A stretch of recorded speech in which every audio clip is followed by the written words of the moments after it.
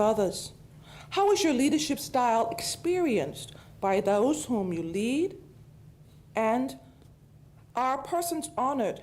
And do they feel that their leader has their best interest, serves with integrity, and develops laws and goals that allows them to grow into their best self?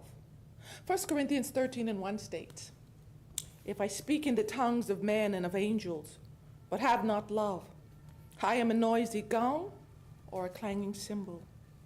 Leadership motivated by love is visionary and plans in such a way that it benefits their followers. We are in a season where if this season never existed, some persons would never receive flowers, gifts, or expressions of love. But is it genuine or fake? Is it only done because it's expected, or you will be evaluated if you don't? The same must be true for the way you lead. It must always be visionary and well executed, whether you are celebrated or not. A leader motivated by agape, that is selfless, sacrificial love, does what is right, needed, and necessary because it is the best for all concerned. An anonymous person once said, "Leadership is about serving others with a heart full of love." Secondly, leaders motivated by love seeks to develop a relationship with their followers and to develop them in positive ways. Philippians 2:3 states, "Do nothing out of selfish ambition or vain interest. Rather, in humility, value others above yourself." Bob Goff said, "When loving people is a strategy, it isn't love anymore." As leaders and senators, in what ways do you contribute to the development of those whom you serve and lead?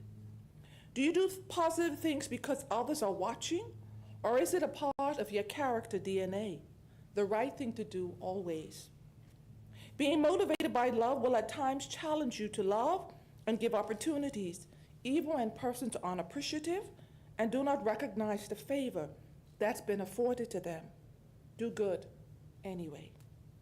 And thirdly, leadership motivated by love sees the bigger picture and the interconnectedness of us all.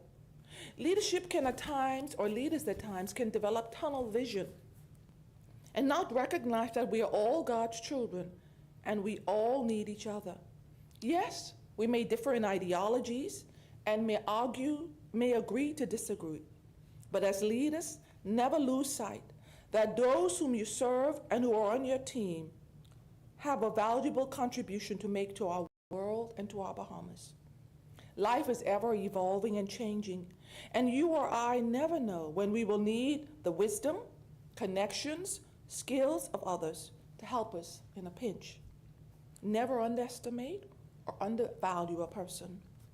Proverbs 3:27 says, "Do not withhold good from those to whom it is due, when it is in your power to do." Footprints from the Heart, a poem. I share one verse. "In the sands of time, we leave a trace. Footprints on a heart, not just a place. When we help another find their way, we mark their souls, come what may." And so, senators and leaders, in this first session for this year, you are challenged to cultivate the selfless, sacrificial, agape love leadership style that seeks to use your leadership appointment to be visionary and beneficial to all whom you serve. It challenges you to ensure that your followers and team leaders or team members are constantly evolving and developing into the best self, because you are providing motivation and opportunities for self-empowerment and growth. And finally, remember the interconnectedness of us all. You need me, and I need you. 1 Corinthians 16:14 states, "Do everything in love." Let's pray. Dear Heavenly Father, we are grateful for the love that you extended to us, and we are called to spread your love to others. May each senator be an agent of agape leadership in all that they do, in all the ways they serve, and to all the people they are connected to. May their leadership style be a blessing to others. And now, Lord, we thank you for the renovation of our Senate chamber. May this space be a place of continued Senate sessions built on the legacy of the past. Bless this space, and may it continue to be filled with wisdom, peace, and harmony, and your presence. In Jesus' name, amen. Please join in the prayer of our Lord. Our Father, who art in heaven, hallowed be thy name. Thy kingdom come. Thy will be done on earth as it is in heaven. Give us this day our daily bread, and forgive us our trespasses, as we forgive those who trespass against us. And lead us not into temptation, but deliver us from evil. For thine is the kingdom, the power, and the glory, forever and ever. Amen.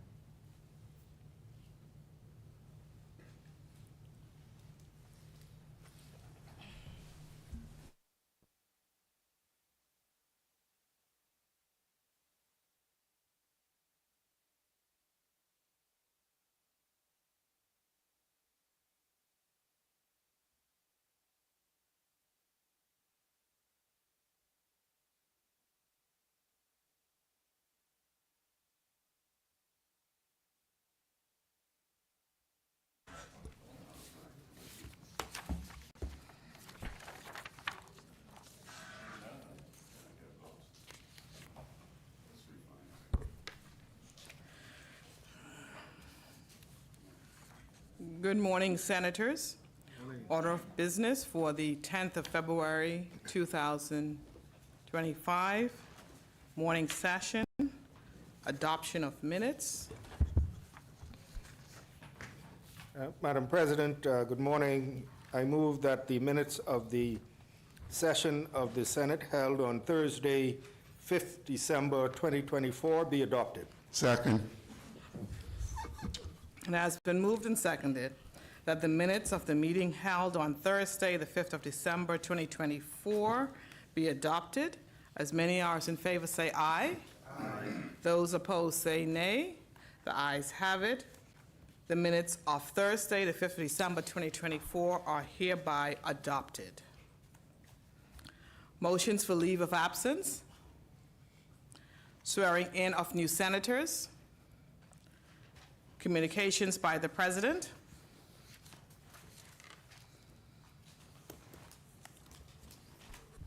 As always, I start with thanking Madam Chaplain for being with us in 2025.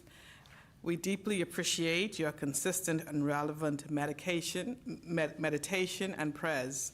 And of course, this morning was exceptional on leadership, on biblical leadership. Thank you so much. May God continue to bless you and your ministry. And Senators, good morning again, and welcome to the first session of 2025. I take this opportunity to wish all of you a happy and a blessed and a productive 2025. I'm absolutely certain that all of you senators here, present, and those who are not present, will agree with me that indeed it is a pleasure to be back home.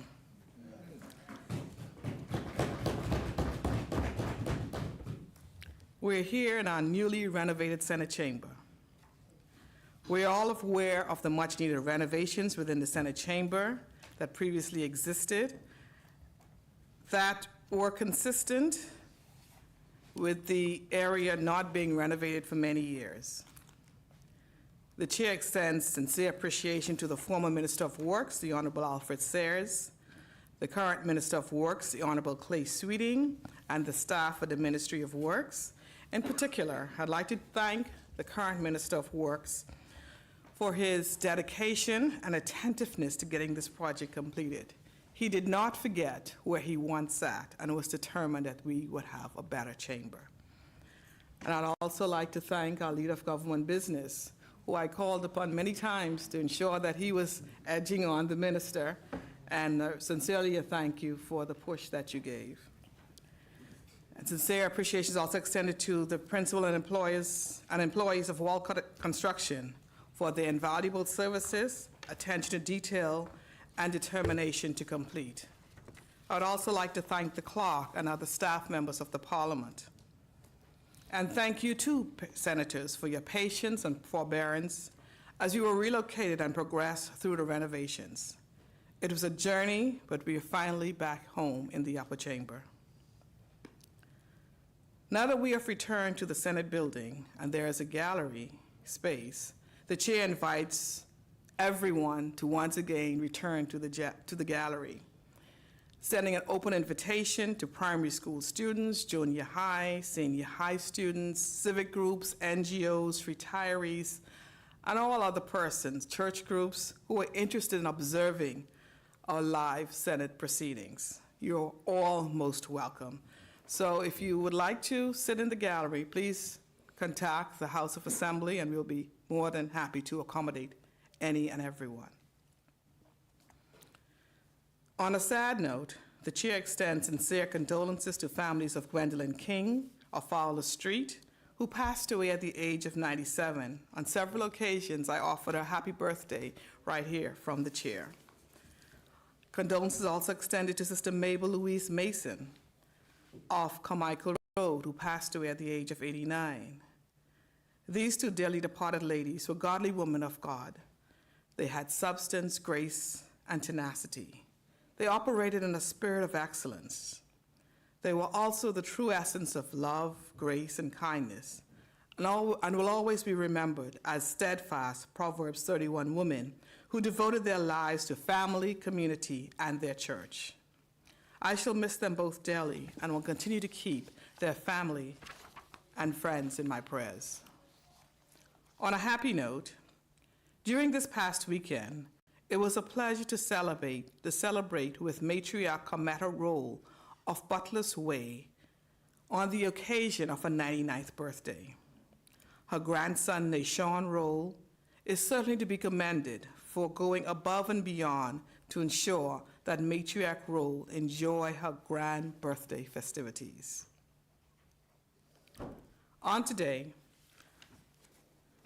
we debate the Foreign Service Bill, and although we in a newly renovated upper chamber, the rules of the Senate remains the same, that we should be relevant to the debate and that we should observe and obey all of the rules of the Senate proceedings, which will be enforced strictly. The chair at this time is pleased to welcome our first set of guests in the gallery, and they are from the Ministry of Foreign Affairs. I know others are coming, but at this time, I would like to welcome those who are here. The first person is Director General Jerusa Ali. Can you please stand? Thank you, Director General. And secondly, we have Foreign Service Officer Leslie St. Albert. Can you please stand? Thank you for coming, Foreign Service. Thank you, sir. The chair and the senators appreciate y'all taking the time out to watch the proceedings in person and wish you a productive visit. And in closing, may God bless each of you. May God bless each of you senators and your respective families. And may God bless the Commonwealth of the Bahamas. I'm missing one person from the gallery. Carla Palmer-Zednes, thank you so much. Incidentally, I met your father last week at a funeral. I met your father last week at a funeral. Be certain to get my contact. I promise to give it to him when I see you again. Thank you. Thank you so much for coming. And thank you all. May God bless each and every one of you. May God bless the Commonwealth of the Bahamas. I hereby table the President's communication.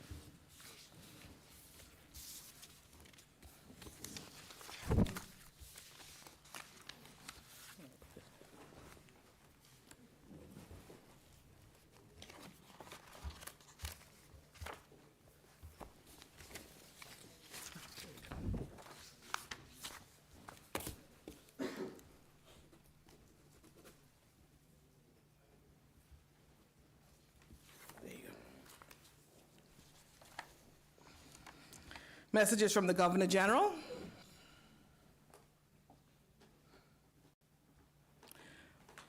Messages from the House of Assembly. Message from the House of Assembly.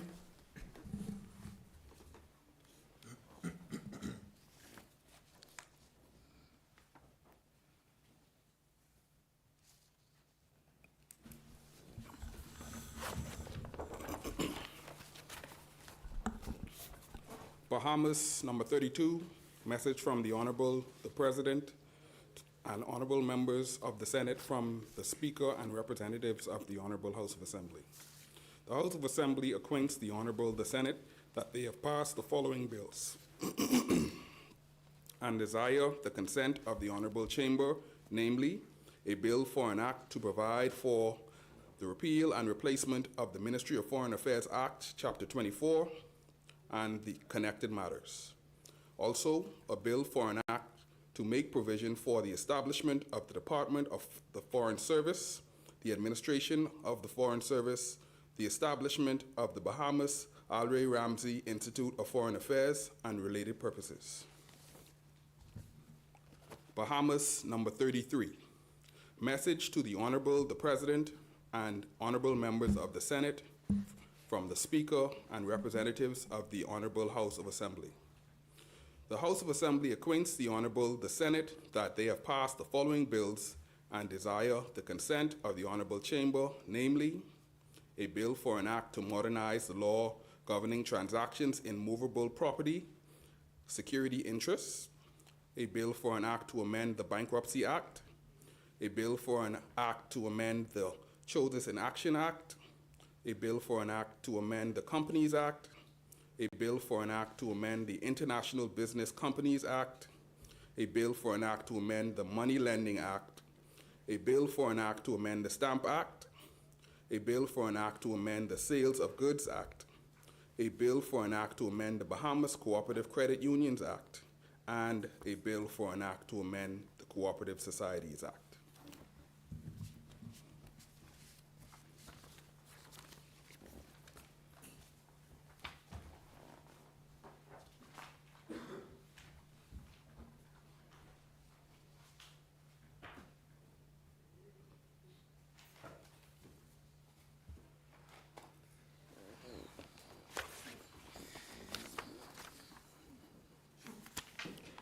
Laying of documents by ministers.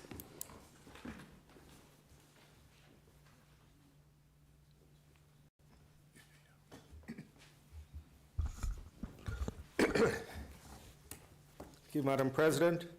Madam President, I beg leave to lay on the table of the Senate copies of the following orders: the Industrial Tribunal Remuneration of Members Order 2024, the Planning and Subdivision Extension to the Family Islands Order 2024, the Miscellaneous Written Law Rectification Number 3 Order 2024, the Buildings Regulation Extension to the Family Islands Order 2024, the Local Government Councilors Third Schedule Districts Order 2024, and the Local Government Town Areas and Town Committee Members Order 2024. Order documents be brought up. Order documents do lie on the table. Further laying of documents. Thank you, Madam President. I beg leave to lay on the table of the Senate copies of the following rules: the Supreme Court Criminal Case Management Amendment Rules 2024, the Securities Industry Fees Rules 2024, the Investment Fees Rules 2024, the Financial and Corporate Service Providers Fees Rules 2024, the Digital Assets and Registered Exchanges Fees Rules 2024, the Supreme Court Provost Marshal's Fees Rules 2025, the Supreme Court Enforcement of Orders and Awards of the Tribunal Rules, Supreme Court Enforcement of Orders and Awards of the Industrial Tribunal Rules 2025. Order documents be brought up. Order documents do lie on the table. Further first reading of documents. Further laying of documents. Thank you, Madam President. I beg leave to lay on the table of the Senate copies of the following regulations: the Price Control General Amendment Number 12 Regulations 2024, and the Local Government Councilors Second Schedule Districts Regulations 2024. Order the documents be brought up. Order the documents do lie on the table. Further laying of documents. Yes, Madam President, I beg leave to lay on the table of the Senate copies of the following notices. The Urban Renewal Authority Act 2024, appointed day notice 2024. The Supreme Court Amendment Act 2024 the Supreme Court Amendment Act 2024, appointed day notice 2024. The Local Government Act 2024, appointed day notice 2024. The Public Holidays, Boxing Day 2024, opening of shops notice 2024. The Public Holidays, New Year's Day 2025, opening of shops notice 2024. The Copyright Act 2024, appointed day notice 2025. The Patents Act 2024, appointed day notice 2025. The Trademarks Act 2024, appointed day notice 2025. The Registrar of Companies Act 2024, appointed day notice 2025. The Registrar of Records Act 2024, appointed day notice 2025. The Passport Amendment Rules 2024, appointed day notice 2024. Madam President. Order the documents be brought up. Order the documents do lie on the table. Further laying of documents. Yes, Madam President, I beg leave to lay on the table of the Senate copies of the following directions. The Public Debt Management Bahamas Registered Stock Number 5, 2025, Directions 2024. The Public Debt Management Bahamas Registered Stock Number 5, 2025, Directions 2024. The Public Debt Management Bahamas Registered Stock 2027, 2029, 2031, 2034, 2044, and 2054, Directions 2025. The Public Debt Management Bahamas Registered Stock 2027, 2029, 2031, 2034, 2044, and 2054, Directions 2025. Order the documents be brought up. Order the documents do lie on the table. Further laying of documents. And none at this time, Madam President. Oh, sorry. Yeah. Thank you, Mr. Clark. Madam President, in addition, I beg leave to lay on the table of the Senate copies of these following reports. The Office of the Auditor General, Audit of the Bahamas Embassy Consular Annex, Washington, D.C., for the period July 1st, 2019 to October 31st, 2023, and the Office of the Auditor General, Audit of the Bahamas Embassy, Washington, D.C., for the period 1st July 2019 to 31st October 2023.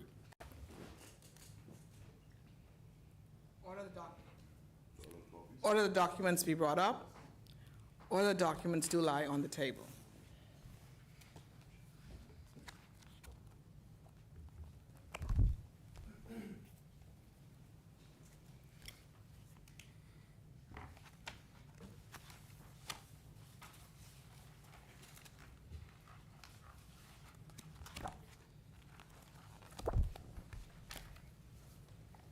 Further laying of documents. And none at this time, Madam President. Thank you. Communications by ministers. Communications by senators. Questions. Answers to questions. Presentation of petitions. Appointment of select committees. Reports of committees. First reading of bills.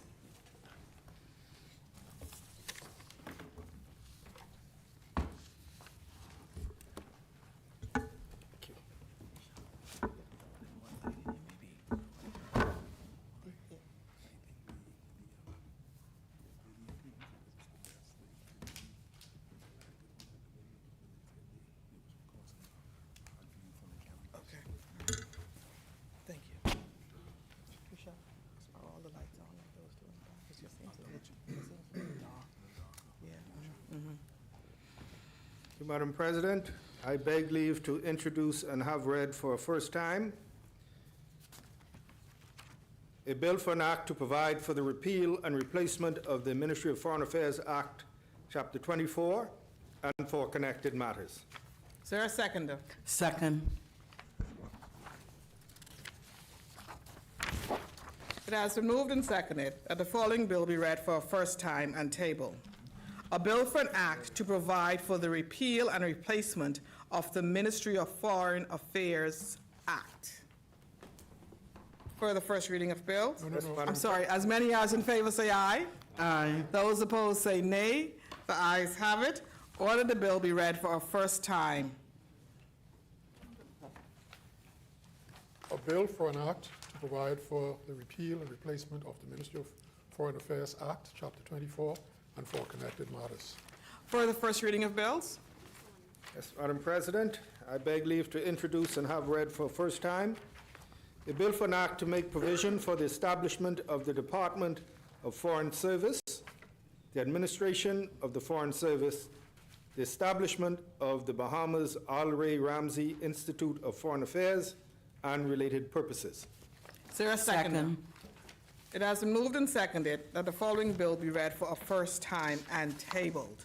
A bill for an act to make provision for the establishment of the Department of Foreign Service, the administration of the Foreign Service, the establishment of the Bahamas Al Ray Ramsey Institute of Foreign Affairs, and related purposes. As many as in favor say aye. Those opposed say nay. The ayes have it. Order the bill be read for a first time. A bill for an act to make provision for the establishment of the Department of Foreign Service, the administration of the Foreign Service, the establishment of the Bahamas Al Ray Ramsey Institute of Foreign Affairs, and for related purposes. For the first reading of bills? Madam President, I beg leave to introduce and have read for a first time a bill for an act to constitute an independent commission to conduct investigations into allegations of participation in serious breaches of the law by members of the security forces and specified public officials, to provide for the functions, powers, organization, and management of the commission, and for connected matters. Second. It has been moved and seconded that the following bill be read for a first time and tabled. A bill for an act to constitute an independent commission to conduct investigations into allegations of participation in serious breaches of the law by members of the security forces and specified public officials, to provide for functions, powers, organization, and management of the commission, and for connected matters. As many as in favor say aye. Aye. Those opposed say nay. The ayes have it. The motion is carried. Order the bill be read for a first time. A bill for an act to constitute an independent commission to conduct investigations into allegations of participation in serious breaches of the law by members of the security forces and specified public officials, to provide for the functions, powers, organization, and management of the commission, and for connected matters.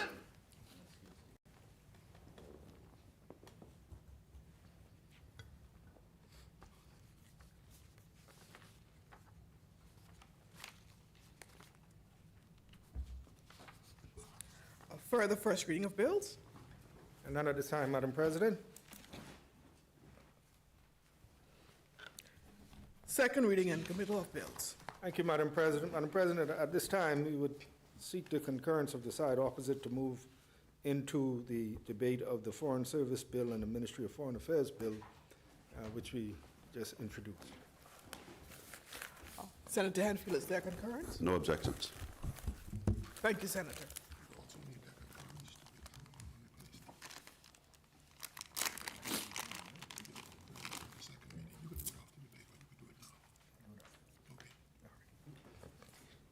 Thank you very much, Madam President. Thank you to my colleagues on the side opposite for agreeing to move straight into this debate. Madam President, I join you in welcoming all senators back to this first sitting for the new year. And as well, I attach myself to your commendation of our chaplain for her usual very timely and thought-provoking devotions. It's good to be back home, as you said, Madam President.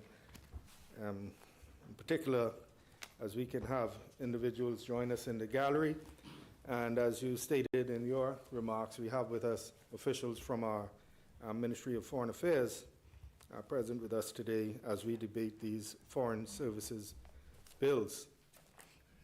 Madam President, so I stand to move for second reading and committal of the bill for an act to make provision for the establishment of the Department of Foreign Service, the administration of the Foreign Service, the establishment of the Bahamas Al-Ray Ramsey Institute of Foreign Affairs and related purposes, known as the short title, the Foreign Service Bill, and for, as well, a bill for an act to provide for the repeal and replacement of the Ministry of Foreign Affairs Act, Chapter 24,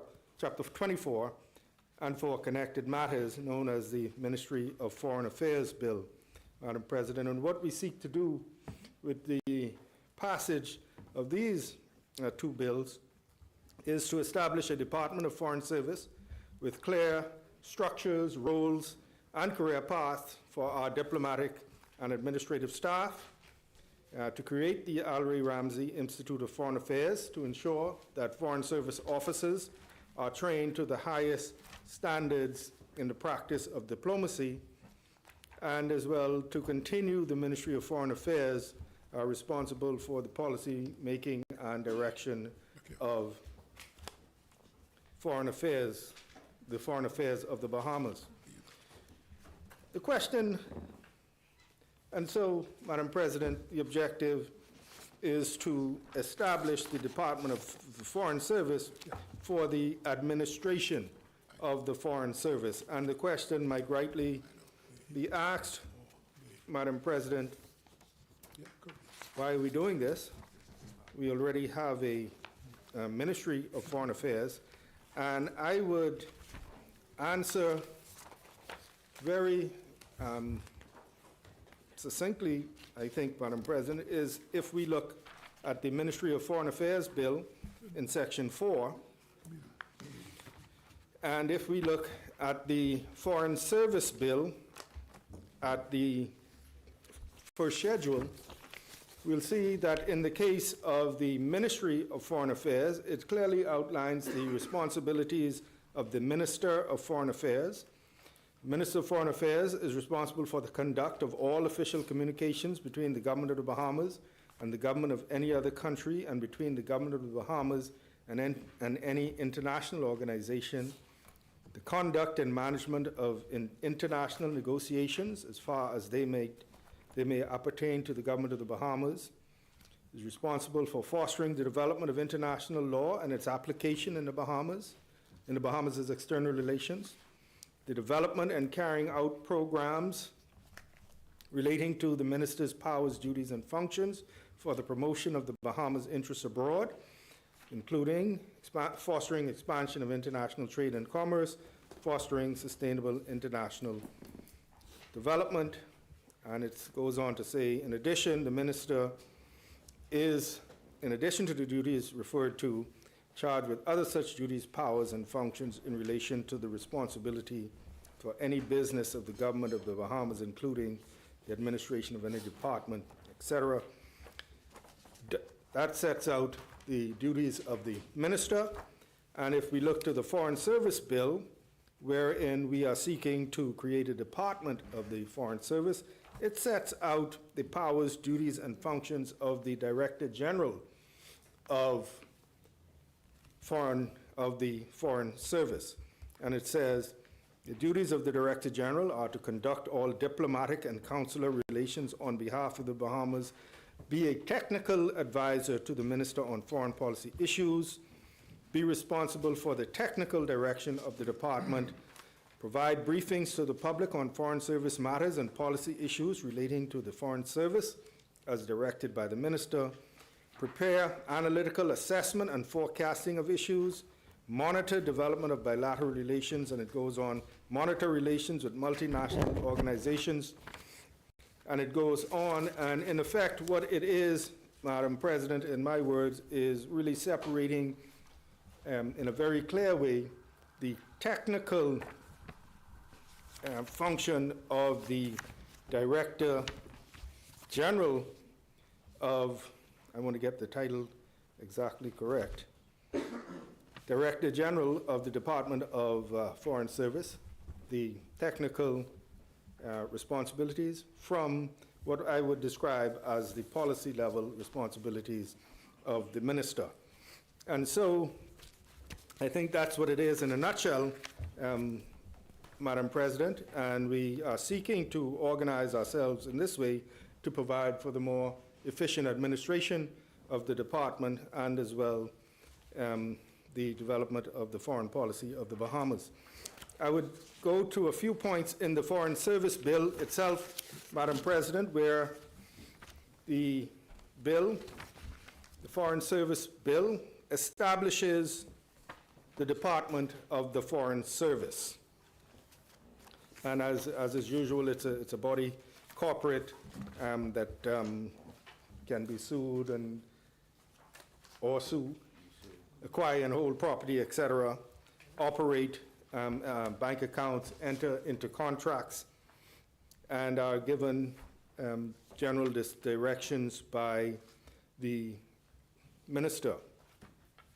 I want to make this point, Madam President, because in Section 4 of the Foreign Service Bill, it speaks to the funds of the department and how the funds are allocated, how they are managed. And so Section 4 says that the funds and resources of the Foreign Service Department are sums that are allocated by Parliament, any sums arising from grants, donations, etc., national or international bodies for the purpose of education, training, and professional development of diplomatic officers, and any fees or any other such money that the department might generate. It goes on to say what can be paid out from the department: salaries, expenses, any other remuneration in terms of traveling allowances, etc., and any other expenses incurred by the department. The important point I wanted to point out in Section 4 of this bill, Madam President, is that even though we're creating a new department, and the question might arise as to will there be less of control, less of accountability? Madam President, it says right here in Section 4 that the Director General shall be the principal accounting officer of the department for the purpose of the Public Finance Management Act 2023. So there is no diminution of financial responsibility or need for accountability, Madam President, because the department very clearly shall be subject to the Public Finance Management Act. Madam President, the world of foreign relations and foreign affairs is ever-changing, and so we need a department that is agile and able to react and even to anticipate changes in the global circumstances and to respond to the needs of the department in a speedy manner that the current arrangements might not have, given the operations, as we know, of the public service. Madam President, as I said, the Director General shall be the head of the department. I just read some of the duties of the Director General as laid out in the first schedule of the bill, very extensive. The bill goes on to speak about what the qualifications are for the Director General, and I will just mention a few of them. It says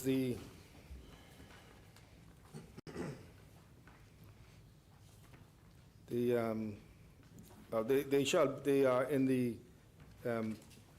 be prescribed in the Foreign Service orders, but we saw the powers, duties, and functions of the Director General as I just read them, Madam President.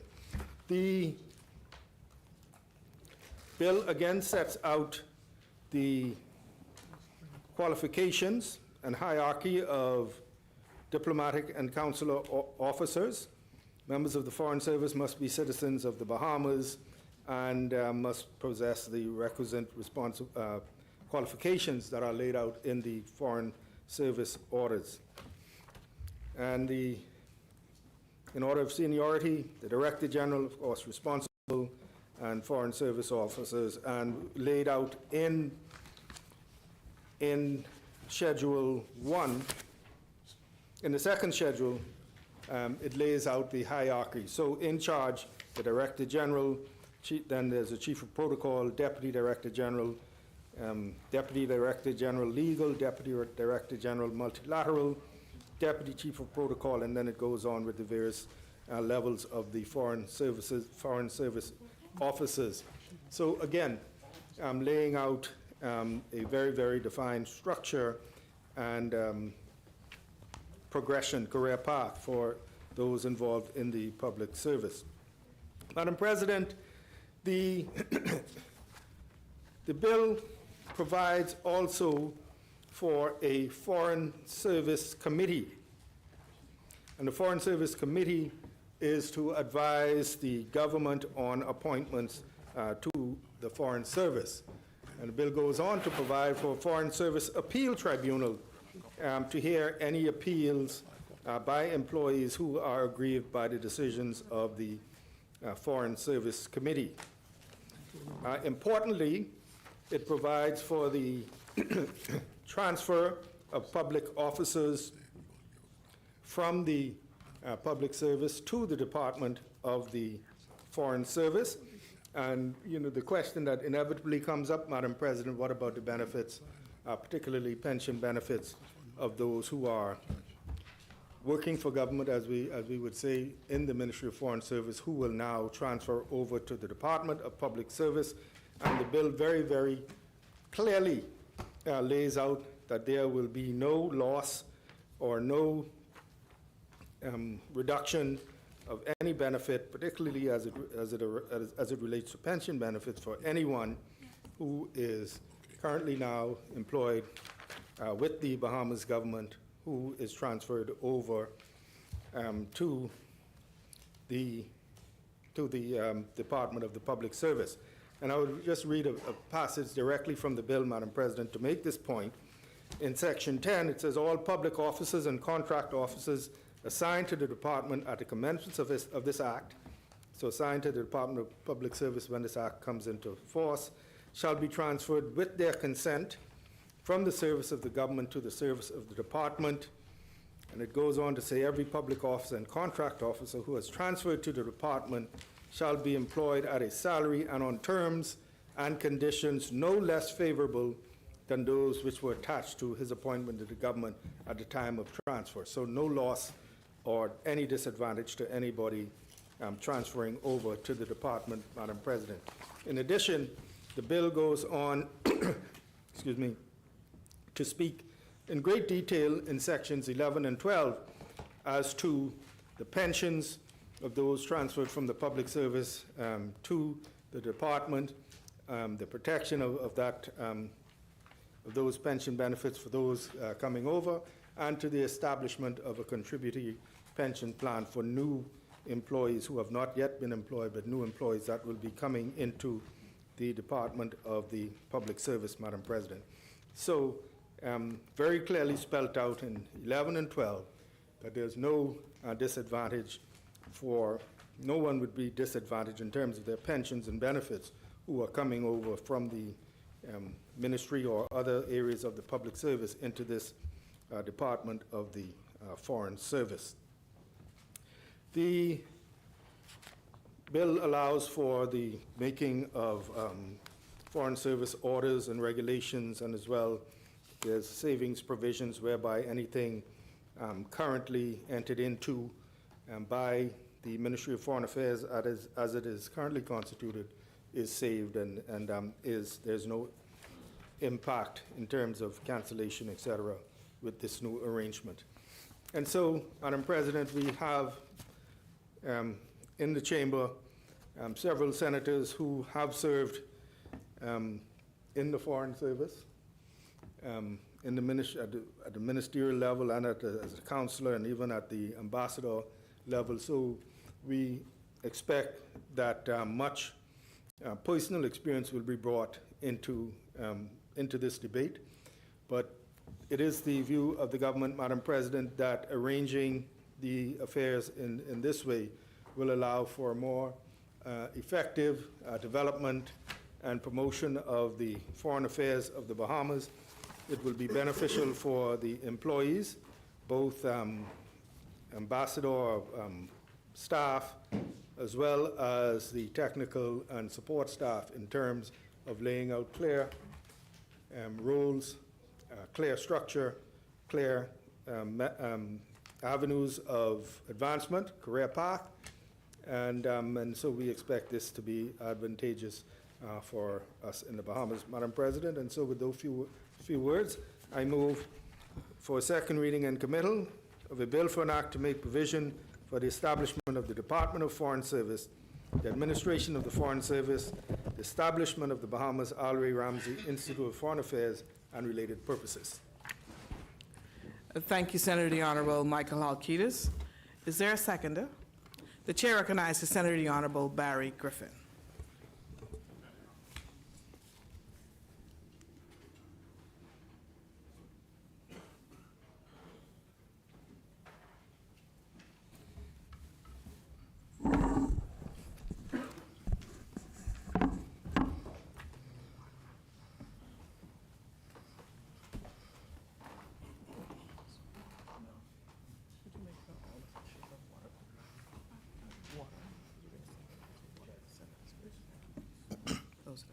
Madam President, good morning and Happy New Year.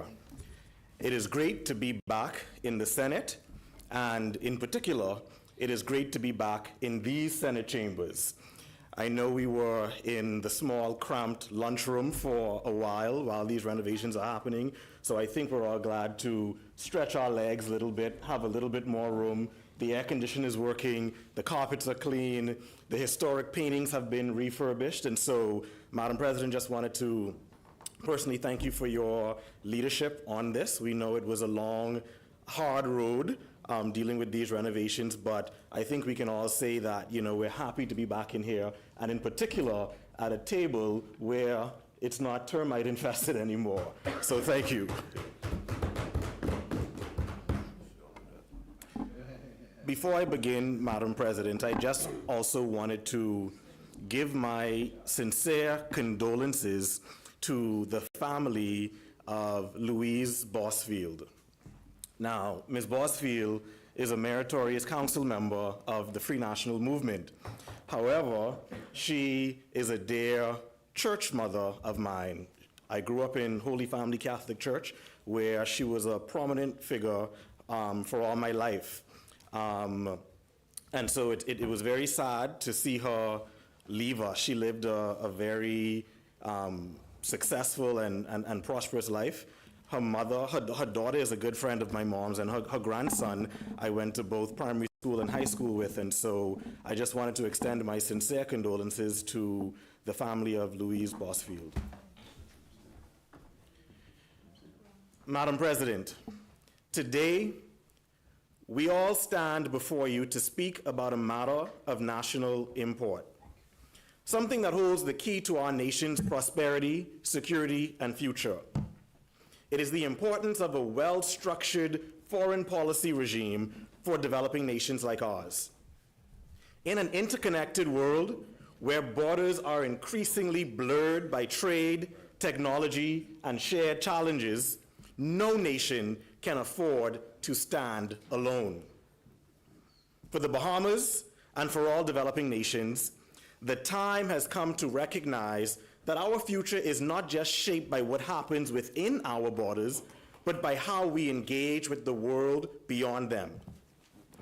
Foreign policy is not the luxury reserved for the world's superpowers. It is a necessity for every nation, big or small. It is the bridge that connects us to opportunities, the shield that protects us from global threats, and the tool that allows us to amplify our voice on the international stage. For too long, Madam President, some have believed that small nations like ours should remain in the shadows, in the corridors, content to let others dictate the course of global affairs. But Madam President, I am here to say to you today and to all Bahamians that this is not our destiny, not the Bahamas. The Bahamas, though we are small, has the power to shape its future through strategic diplomacy and foreign engagement. Let's look at some evidence from around the world.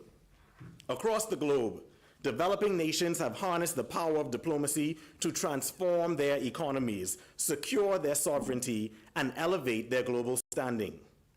Take Singapore, a small island nation with no natural resources, yet it has become one of the wealthiest and most influential countries in the world. How? Through a relentless focus on building bilateral and multilateral relationships, fostering trade, and positioning itself as a global hub for business and innovation. Singapore's foreign policy is a masterclass in how a small nation can punch above its weight. Or consider Rwanda, Madam President, a country that rose from the ashes of conflict to become a beacon of progress in Africa. Through strategic diplomatic engagement, Rwanda has attracted foreign investment, forged partnerships with global institutions, and positioned itself as a leader in sustainability and technology. Rwanda's story shows us that even nations with painful pasts can write a new future through the power of diplomacy. I think it's off. No, lights on. Should I continue?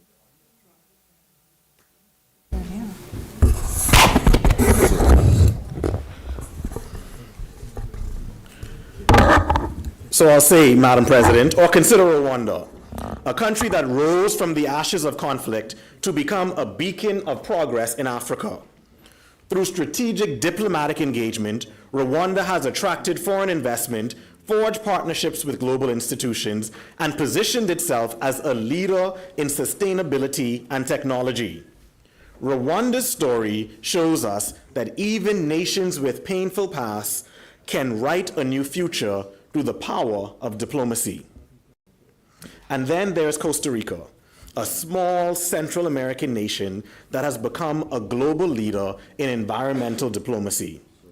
By leveraging its commitment to sustainability, Costa Rica has built strong relationships with international organizations, secured funding for green initiatives, and positioned itself as a voice for climate action. Costa Rica proves that even small nations can lead on the world's most pressing issues. These examples are not just stories of success. They are blueprints for what is possible. They show us that while diplomacy may involve negotiation, signing treaties, and words that some would have you believe bring the boogeyman, world travel. Diplomacy brings about creating opportunities for our people, securing our national interests, and ensuring that our voices are heard in the halls of global power. Madam President, the world has changed. Gone are the days when nations could rely on isolationism or the same old relationships. Today, the global economy is more interconnected than ever before. Trade routes span continents, supply chains stretches across oceans, and innovation knows no borders. In this new reality, countries that fail to engage diplomatically, countries that think world leaders can zoom in without building relationships on the ground, risk being left behind. With that as a backdrop, Madam President, I proudly rise in strong support of the passage of this compendium of bills before us. the Ministry of Foreign Affairs Bill 2024, and the Foreign Service Bill 2024. These legislative measures are critical for the enhancement of the Bahamas' diplomatic presence and international engagement. Together, they represent the single most transformative legislative step in our country's commitment to excellence in foreign policy administration and global representation since around the time of independence. Madam President, the last time our legislative branch would have dealt with foreign affairs on this scale was in 1974. And it should come as no surprise that a progressive Liberal Party government is the one ushering in this new era of foreign engagement. Over the last 51 years in an independent Bahamas, Madam President, the Bahamas has forged most of its diplomatic relations with other countries under a PLP government. In fact, Madam President, in just the last 3 years, this government has established new formal relationships with over 16 countries around the world. In 3 years, over 16 countries, including the African economic juggernauts of Rwanda and Kenya, and the Middle Eastern economic force that is Saudi Arabia. In the last 3 years, our visa-free travel arrangements have jumped from 145 countries to 161 countries, Madam President. Bahamians are now able to travel visa-free to 161 countries on the planet, continuing the Bahamas' streak as having one of the most powerful passports in the world, not just this region, in the world, Madam President. Madam President, this government is now actively engaged in appointing over 22 new honorary consuls around the world, cementing an on-ground presence that will prove useful to Bahamian travelers, interested foreign investors, and for further diplomatic relations and cooperation. For those watching on TV or the internet and may not be familiar with foreign affairs terminology, an honorary consul is an individual who usually lives in the country, and they are appointed by a country to represent its interests in a location where there may not be a full consulate or embassy. An honorary consul performs limited diplomatic duties and takes on key roles in promoting bilateral relations, providing assistance to citizens, and facilitating trade and investment, and representing the country in ceremonial events. So even where we may not have a consulate or embassy, this government is ensuring that Bahamian interests are looked after across the globe, and that Bahamians have a resource and contact should they need assistance anywhere in the world. Of note, we now have honorary consuls in Bermuda, Mexico, Thailand, and India, and will be appointing representation very soon in Kenya, South Africa, Ghana, and Vietnam, to name a few. And Madam President, our foreign engagement goes further. This year alone, we plan to open diplomatic missions in Jamaica, Trinidad, and the United Arab Emirates. As we look to increase business opportunities for Bahamians and inward investment to our country, these strategic moves will undoubtedly open countless opportunities for Bahamians. We have a substantial student population in Jamaica who will be able to better access Bahamian resources. Jamaica and Trinidad are also ripe markets for export of Bahamian products, as well as import of products that provide variety and lower cost options, from things from poultry, cleaning products, fruits, snack foods, motor oil, and the list continues. The jurisdictions that make up the UAE all provide new avenues for inward investment in our country, from airlift to tourism to energy to foreign direct investment. Now, some will try to be gymnastic gold medalist Simone Biles and contort themselves every and which kind of way to try to find a sliver of something negative about that. But Madam President, these are Bahamian accomplishments that this little country will be seen, heard, and represented across the globe. Small in size, but mighty in reach. That's the Bahamian way, Madam President. Madam President, while some are living in yesteryear, clinging to an international world order that no longer exists, this government is moving the Bahamas into the future at breakneck speed. We will not be left behind. The rhetoric on international travel might have some short political legs. It may sound good echoing in that half-empty hall on Mackey Street. But to the businessman, to the entrepreneur, to the traveler, to the student, they see, they know, they understand, and they support exactly what we are doing as a government. Those with more isolationist view of the world lament the fact that the Bahamas is engaging freely, openly, and successfully, might I add, with the outside world. They lament that our Prime Minister, a man from humble beginnings, Prime Minister Davis, has traveled to Africa, to the Caribbean, to Europe, and to the United States. I guess they see diplomatic engagement, trade negotiation, and investment promotion as something we should stay away from. Madam President, let me set the stage for you. In the last 5 years, Indian Prime Minister Narendra Modi has traveled to the United States, Japan, Greece, the United Arab Emirates, Singapore, Nigeria, Brazil, and even Guyana. He is the first Indian Prime Minister to seek to specifically strengthen ties with the Caribbean in over 5 decades. Over the last 5 years, Barbados Prime Minister Mia Mottley has visited the United Kingdom, China, in Kenya, Egypt, France, and more. Prime Minister of Grenada, Decon Mitchell, has traveled to the United States, China, Nigeria, and more.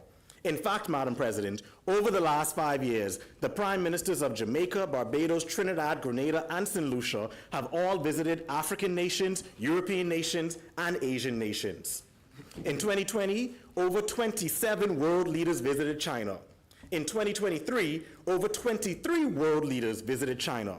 In 2022, 19 heads of state visited Brazil. Madam President, I can go on and on with the statistics, but I think you get the point that most Bahamians have gotten a long time ago. The world has changed. Source markets for products and services may now be on the opposite side of the world from your country.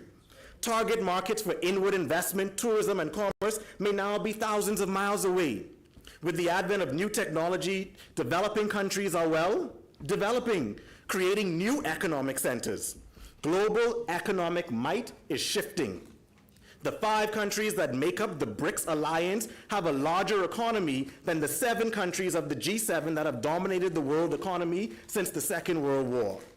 And we must allow every world leader from Motley to Holness to Mitchell to have their feet on the ground lobbying for business and opportunity for their people while we sit at home. Madam President, any world leader, any government worth the paper their citizens voted on for them are actively engaging around the world. So Bahamians should be cautioned, even bewildered by leadership hopefuls who say, stay at home, don't engage, look inward. Madam President, they say, grow the economy. Well, Madam President, we are doing more than that. We are not only growing the pie, we are making new pies all over the world. To the Bahamian businessman who has interests in raw materials, minerals, building supplies, we are opening Africa to you. To the Bahamian traveler who has interest in seeing the Burj Khalifa, we are opening the Middle East to you.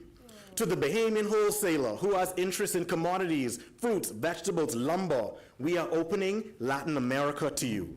To the young creative entrepreneur who wants to explore music, art, culture, carnival, we are opening the Caribbean to you. Our young people sit as passive consumers in this world, where Americans get on TikTok and sell fashion to Bahamians that were made in China that they never touched.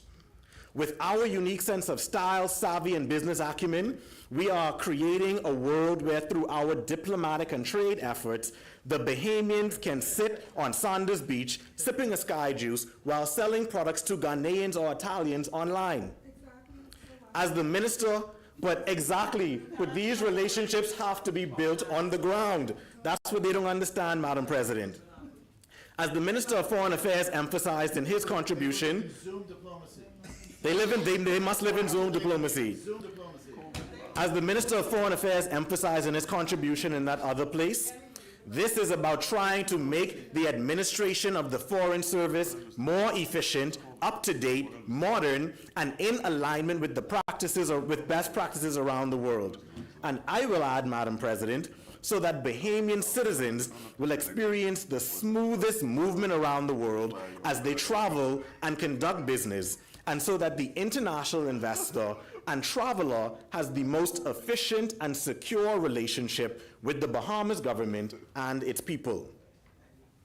Madam President, these reforms are both timely and necessary to ensure that our nation's diplomatic machinery functions optimally and continues to meet the evolving demands of our global partnerships.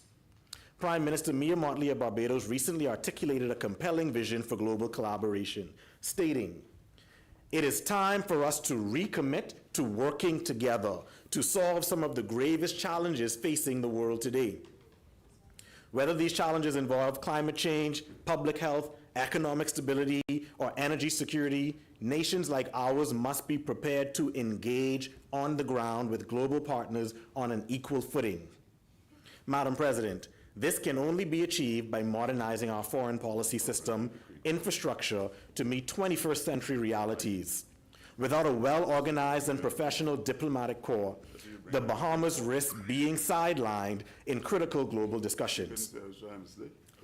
The Ministry of Foreign Affairs has been an indispensable arm of the government of the Bahamas since independence, evolving through various reforms. Now, through the Ministry of Foreign Affairs Bill, we reaffirm its role while streamlining the system through which it operates. One major structural change is the separation of functions between the ministry and the newly established Department of the Foreign Service. Now, some have questioned the rationale behind this restructuring. Let me explain.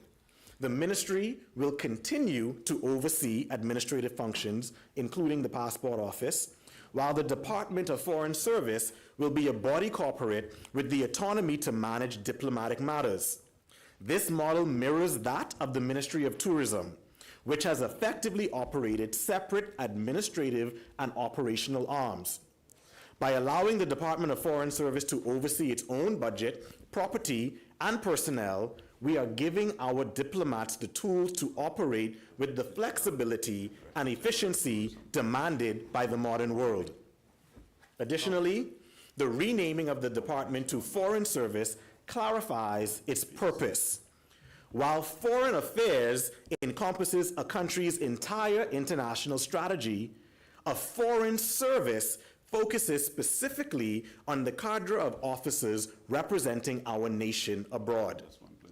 This is about creating a clear career pathway for Foreign Service officers, allowing them to aspire to positions such as the Director General or Ambassador, rather than being constrained by the traditional public service hierarchy and striving to be a permanent secretary.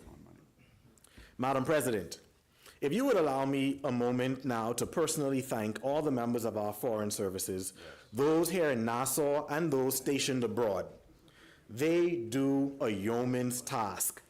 With constraints on budget, time, resources, they truly do a remarkable job.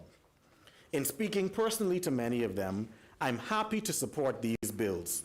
These bills together will clear up and better manage a lot of legacy issues that have plagued the Foreign Service and Foreign Service officers. As the Minister for the Public Service is busy fixing legacy issues across the public sector, I am happy that today we are appropriately dealing with matters of concern to our diplomatic corps. Madam President, it is essential that the Bahamas' Foreign Service not only operates efficiently, but also adheres to the highest standards of professionalism.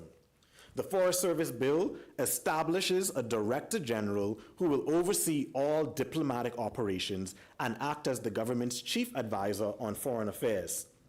The functions of the department are clearly defined in the bill, with operational matters entrusted to the Director General and bureau heads. This approach aligns with global best practices, as evidenced by reforms in other countries like Canada and the Philippines.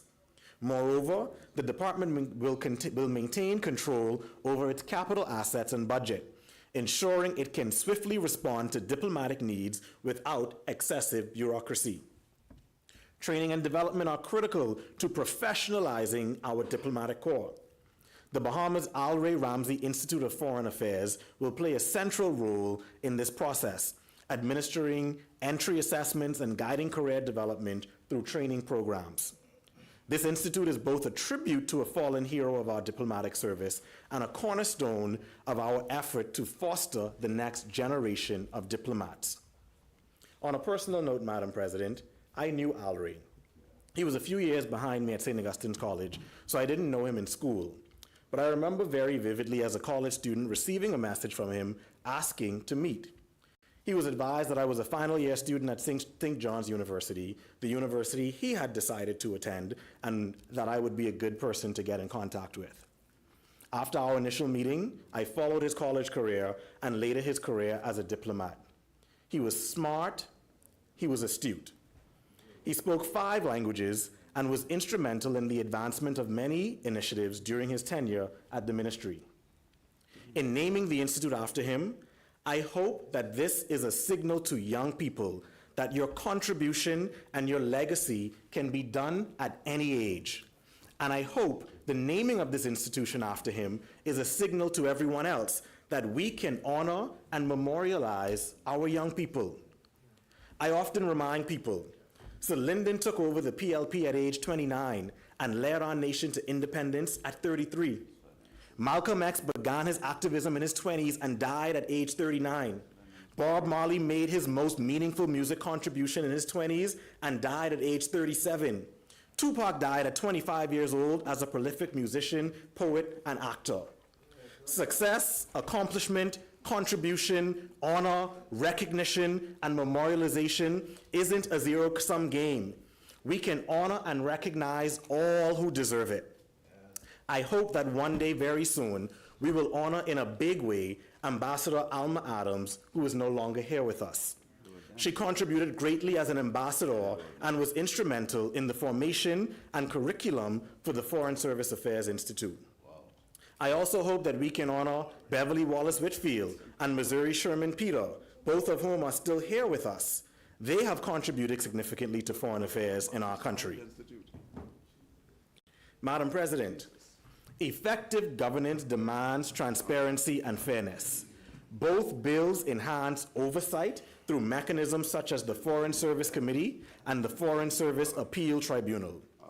The committee's composition has been updated to include individuals with relevant experience in international affairs, ensuring diverse perspectives in its decision-making. Promotion, assessment, and grievance procedures will be strengthened under these reforms. The Appeal Tribunal offers a vital recourse for Foreign Service officers to address disputes related to appointments, promotions, and transfers.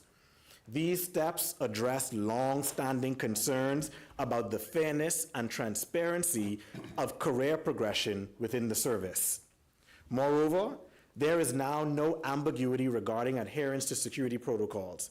The Secrecy Act will continue to apply to all employees within the department, and security vetting will be enhanced under the new regulations. Madam President, our Foreign Service officers dedicate their lives to representing the Bahamas with distinction across the globe. Under the Foreign Service Bill, their career paths, salaries, and benefits will be clearly defined and aligned with best practices. Importantly, officers transitioning from the public service will retain continuous pension rights under the new contributory plan. This pension system has been designed in consultation with the Ministry of Public Service and is consistent with reforms being introduced across the public sector. The department will manage its pensions obligations through the Consolidated Fund, ensuring that officers receive the benefits they are entitled to during and after their service. As a small island nation, Madam President, the Bahamas depends on international collaboration to advance its interests in areas like trade, investment, and climate resilience. We cannot solve today's global challenges in isolation. Our diplomatic missions must be equipped to foster partnerships that benefit not only the Bahamas, but the wider global community. Madam President, you may not know this, but international relations, I would say, is my first love. My undergraduate degree is in international relations and economics. I remember the first time I became acutely aware of international relations. I was in 9th grade, and the year was 2001. I was in Spanish class when a teacher ran into the class and pulled my Spanish teacher out. For the next few minutes, what I saw was slight panic and uncertainty from my teachers. About 10 minutes later, my Spanish teacher returned and told us that there is an ongoing terrorist attack in the United States and that the school was deciding on how to handle the situation. Madam President, that event is what we now know as 9/11. The events of that day would shape the rest of my teenage years into adulthood. In fact, it would shape the lives of every person on this planet. It had far-reaching consequences for international relations and diplomacy. Wars were had, diplomatic priorities shifted overnight, relationships began to matter much more. As a teenager, I became hooked on the news, current events, international politics, and diplomacy. So my parents weren't surprised when I told them I no longer wanted to be a doctor and that I wanted to study international relations. I say all this to say is that from an early age, I became acutely aware of how international engagement affected not just the world around me, but affected me as a young boy from the Bahamas. And now, over 25 years from that fateful day, I sit in this place as a senator in the government, watching the world around me change again. But this time, being fully aware that we do not have to be passive recipients of what happens around us. We can be actively engaged in creating our future. And that's why I'm also happy to represent this country as chairman of the Bahamas Trade Commission. In my capacity as chairman of the Trade Commission, I am the chief trade negotiator for the Bahamas. I recommend trade policy, and I help the government to craft a strategic engagement for inward and outward trade promotion. Trade is closely aligned to foreign affairs. In fact, here in this country, trade was once under the Ministry of Foreign Affairs. We would remember the Ministry of Foreign Affairs, Trade and Industry, or simply the Ministry of Foreign Affairs, under which all trade and investment matters fell. In many of our sister countries, such as Jamaica and Barbados, it's the Ministry of Foreign Affairs and Foreign Trade. So in my role as chairman of the Trade Commission, I work very closely with the Ministry of Foreign Affairs. We have regular meetings with the Department of Economics and Trade at the ministry. We have now even invited that department to sit in on our Trade Commission meetings so that Foreign Affairs is aware of what we are doing in trade and that we are aware of how existing foreign affairs infrastructure may assist us in the execution of our duties. As chairman, I've made a concerted effort not to work in silos. Our vast diplomatic presence is an asset to our nation's trade and business goals. The Ministry of Foreign Affairs has been instrumental in connecting the Trade Commission with many of our diplomatic partners. My first meetings with the Chinese ambassador to the Bahamas and the Brazilian ambassador to the Bahamas were organized through the Ministry of Foreign Affairs, both of which have yielded huge results for us in just the last 3 years. So, Madam President, when I speak on these bills, I speak with first-hand knowledge of how having a modernized foreign affairs and foreign service regime will aid our trade, business, and investment goals as a nation. When we came into office in 2021, we met a trade regime that I can't even call broken. It was non-existent. The Bahamas Trade Commission under the last administration from 2017 to 2021 met one time. The Bahamas had no trade policy, did no trade promotions. Trade simply wasn't a concern. This is when trade came under the Ministry of Foreign Affairs. So this tells you a bit about their way foreign affairs was viewed. Madam President, with the assistance of international partners and under the leadership of Minister Michael Halkitis, 2 years ago, we launched the first national trade policy the Bahamas has ever seen. For the first time, we had a guide that the Ministry of Economic Affairs, the Ministry of Foreign Affairs, foreign investors, foreign countries can see what our priorities as a nation were. I quickly got to work working closely with the Ministry of Foreign Affairs to essentially build our trade infrastructure from the ground up. We engaged very quickly with countries who had a diplomatic presence in the country, namely Brazil, China, the United Kingdom, and the United States.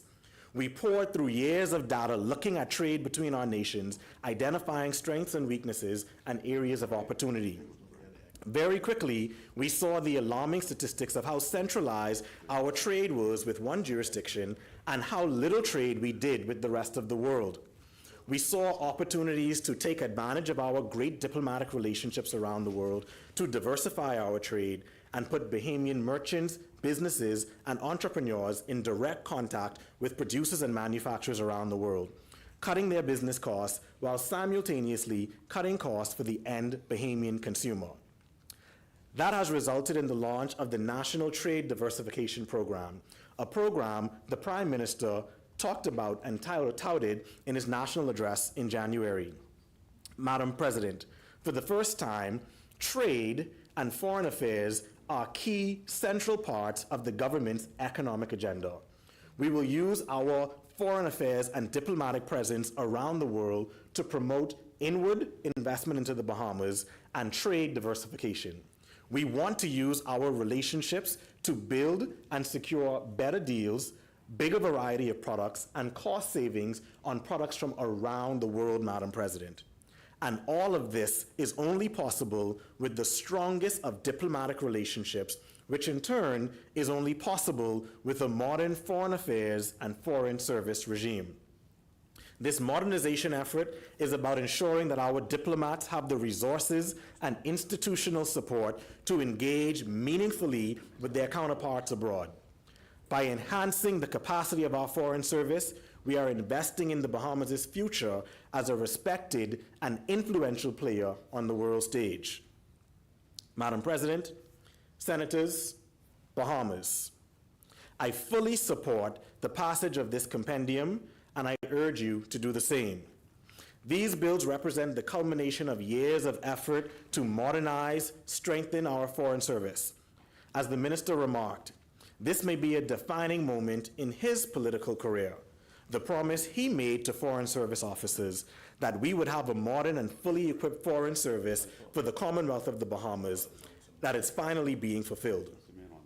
Senators, dare I say, this may be a defining moment for us all and for the Bahamas, that one of the tiniest countries in the world by size and by population can build out a diplomatic force that will bring unprecedented opportunities to Bahamians.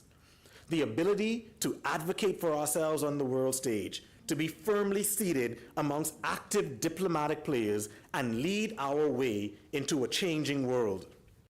Let us seize this moment to solidify the Bahamas' position as a confident and capable global player. Let us not be distracted by those who can't see the vision or would rather nitpick and cast doubt.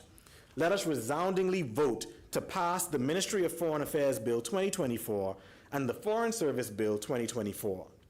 Let us say that in this place today, together, we voted for a brighter future for our nation on the world stage. Thank you, Madam President.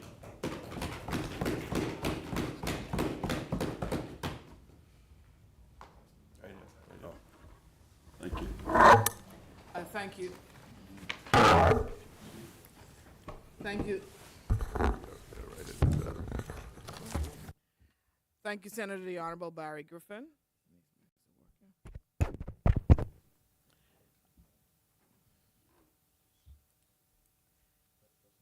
It has been moved and seconded that the following bill be read a second time and committed.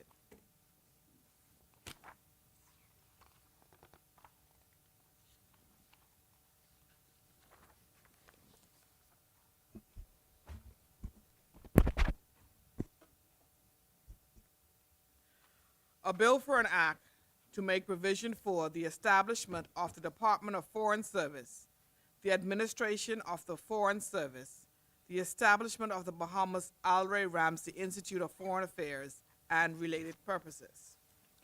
As many, the chair recognizes Senator the Honorable Darren Henfield. Thank you, Madam President. It is good to be, as you say, in our new house.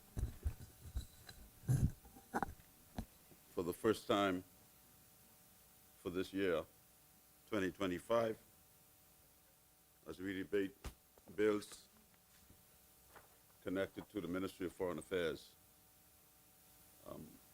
I wonder if I understood my learned friend correctly when he indicated that the Ministry of Economic Affairs was in the Ministry of Foreign Affairs in 2017. Oh, I misunderstood. Trade. No, that's okay. Once you say no, that's okay. Because I know Brent Simonet, the Honorable Brent Simonet was sworn in. Trade was above Trade? the trade union. In 2017? Yes. Then you was in office. No, when you came in office. No. Brent Simonet was sworn in as the Minister for Trade and Economic Affairs. So I don't know how, and that was the 16th of May. So I don't know how that would have been in the Ministry of Foreign Affairs. But, you know, no issue there from me. I want to, Madam President, extend condolences as well to the family of MCM Louise Bosfield, a fine member of the Free National Movement who served her country with all of her strength in the political party that she so loved to serve. I want to recognize Her Excellency Ambassador Jerusa Ali, the Director General of the Ministry of Foreign Affairs. I tried to recruit her.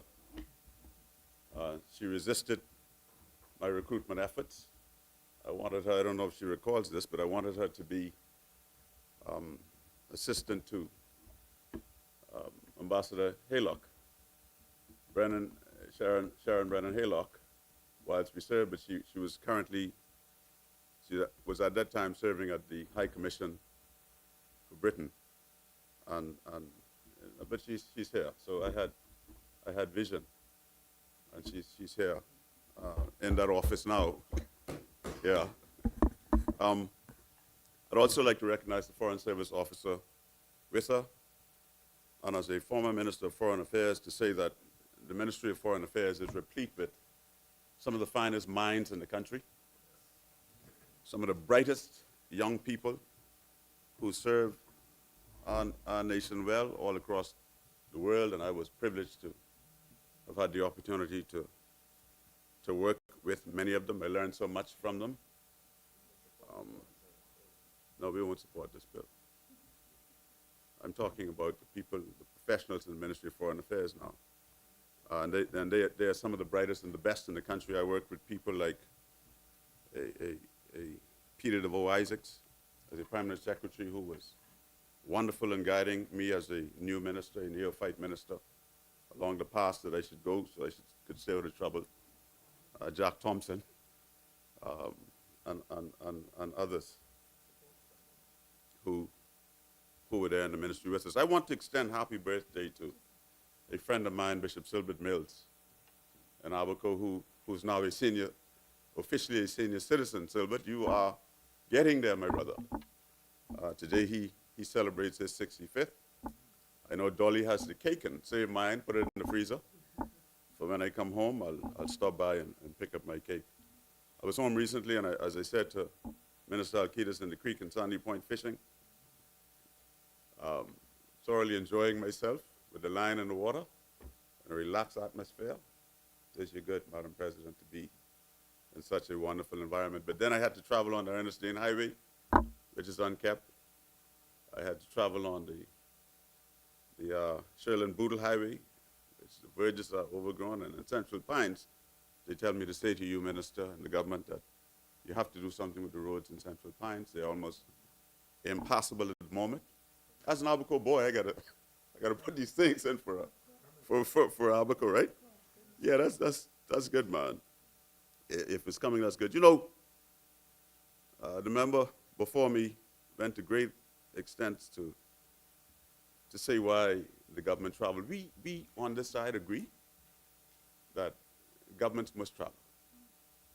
What we had issue with is this notion that we didn't travel, so we failed to engage. The world didn't travel in the last 2 years of our administration because, it gives me great pain to have to repeat it, because of COVID. And so when you suggest or assert that we didn't travel to engage internationally, it is misleading. It is disingenuous. In fact, it's not true. I don't want to call it that unparliamentary thing that it is, but you know what it is. It's not true. The problem we have with traveling, though, is the huge delegations that we see traveling around the world with this government. You know, you don't have to take 70 people to Dubai, 70 people to Dubai to go to some trade show or something. That's onerous, we think. You don't have to take 30 people along with you everywhere you go at the expense of taxpayers. We believe that's onerous. We believe that you should have a team that is fit for purpose, agile, and can get the job done that we intend for it to do when you travel. We have no problems with traveling. No problems with traveling. You would find, Madam President, that our philosophy as Shadow Minister for Foreign Affairs is very simple. We believe, like Senator Arthur Vandenberg, who formerly chaired the U.S. Foreign Relations Committee, he chaired it at the start of the Cold War. We believe that, you know, politics stops at the water's edge. We don't believe that we should take internationally any local political issues that we may be faced with in the Bahamas, and so you'd find that we are lockstep with the government as we fight alongside our colleagues when we believe that the European Union, OECD countries, and the others attack us unfairly. Because we had been there and we have done that. We support efforts, strategic efforts to show up the unrest in Haiti, because we appreciate that if unrest is in Haiti unabated, we're going to feel the brunt of what is going to come this way. We want the government to do it responsibly, and we must look at how we readjust ourselves now with the U.S. This new administration not intending, from all accounts, not intending to support deployments in Haiti. So we must have another look. You know, Madam President, while speaking during the Bahamas' admission as the 138-member State of the United Nations, Sir Lyndon Pendling rightly signaled the guiding view of our nation's disposition in foreign relations. Then he indicated that there is, and I quote, the need for all states, large and small, developed and developing, to recognize that isolation enhances division, while unity promotes harmonization of action. The Right Honorable Hubert Ingram, who followed him in office, held a similar outlook. Ingram, however, had a different issue to deal with.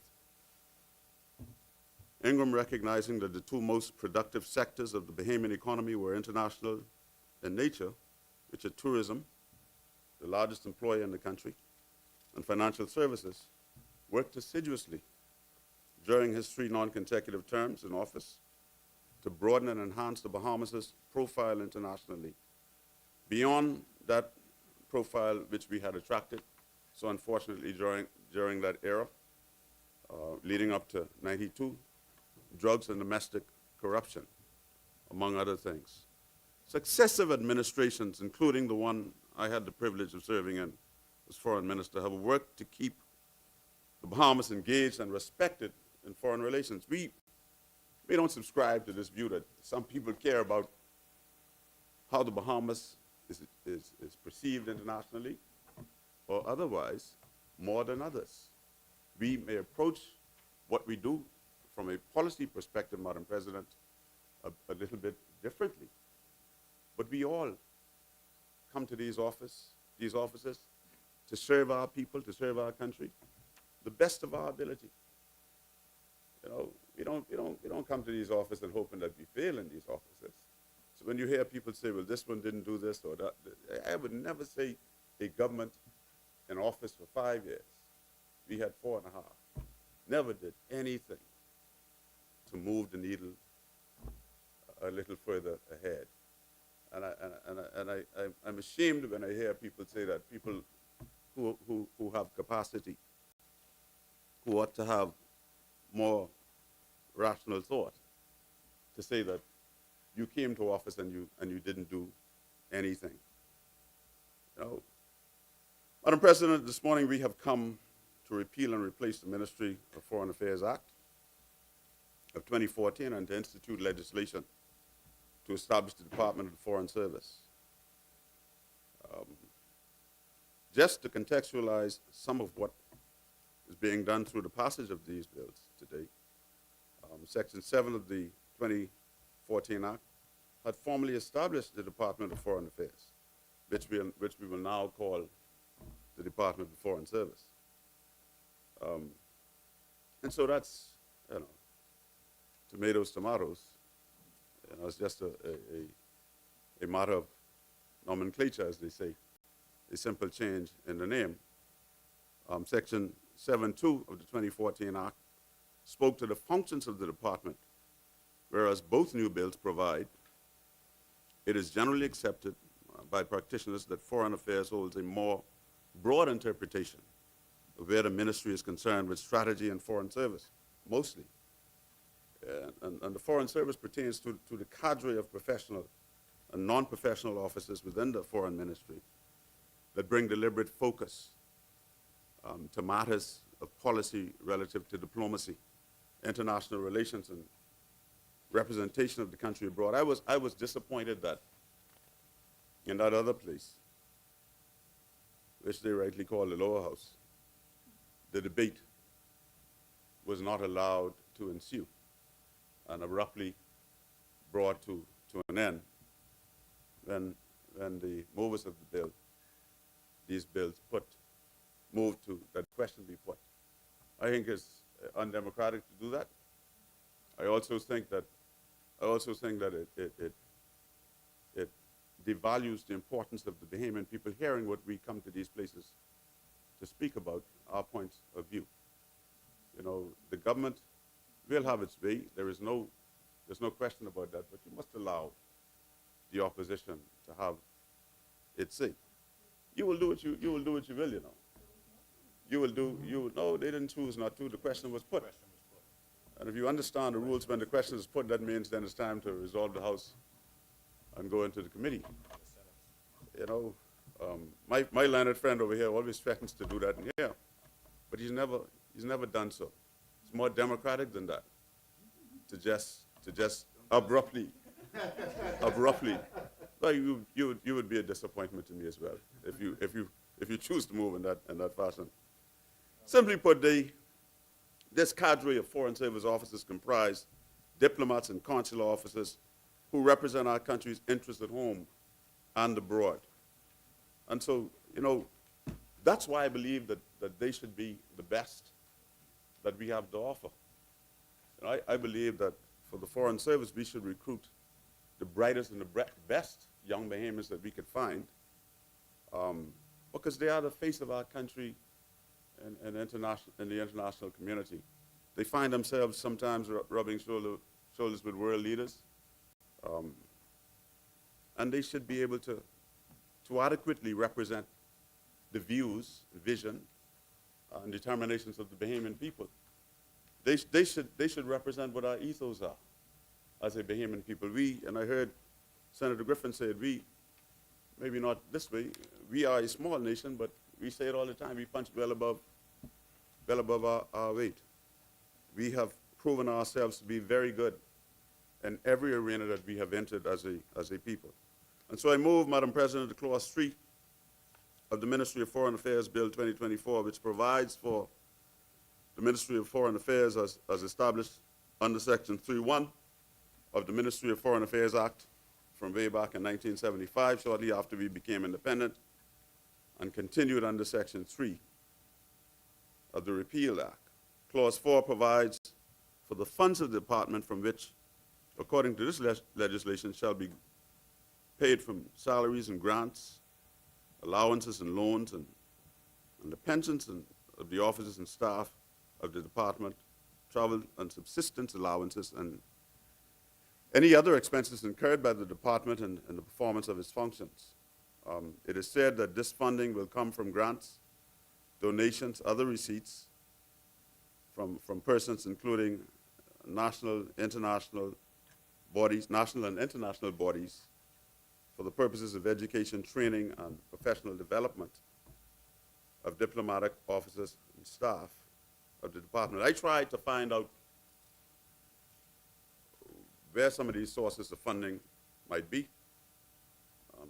There are multilateral groups and organizations that provide funding for various things in the ministry. But I couldn't find specifically where we could identify readily where such funding would come from. You mentioned Prime Minister Modi from India, who, very proud to say, in September 2019, after Dorian, he gifted the Bahamas with $1 million because he wanted to engage more deliberately in the Caribbean region, with $1 million that we used to begin the building of a community center and proper hurricane shelter in my former constituency of Central Abaco. It looks like it's moving a little, but I don't know where we are as relates to the completion of it. Someone needs to say what's going on with that. So the government, the Ministry of Foreign Affairs raises funding through the sale of passports and consular services, visas, and other forms of approving documentation that they may do at the consular division, which is well under, in my recollection, well under $2 million, maybe in the region of 1.4 annually, somewhere around there. I stand to be corrected. So the bulk of the funding for the Ministry of Foreign Affairs will come from the central government. There's no question about that. If you're going to get grants from some donor countries that would want to improve the way your foreign service school or institution is going to be run, they will seek to, you can apply for those things, and they will seek to assist us, I'm sure. But let there be no doubt. The bulk of the funding for the Ministry of Foreign Affairs to pay staff, to pay for travel, to pay for allowances of all kinds, will come from you, Minister.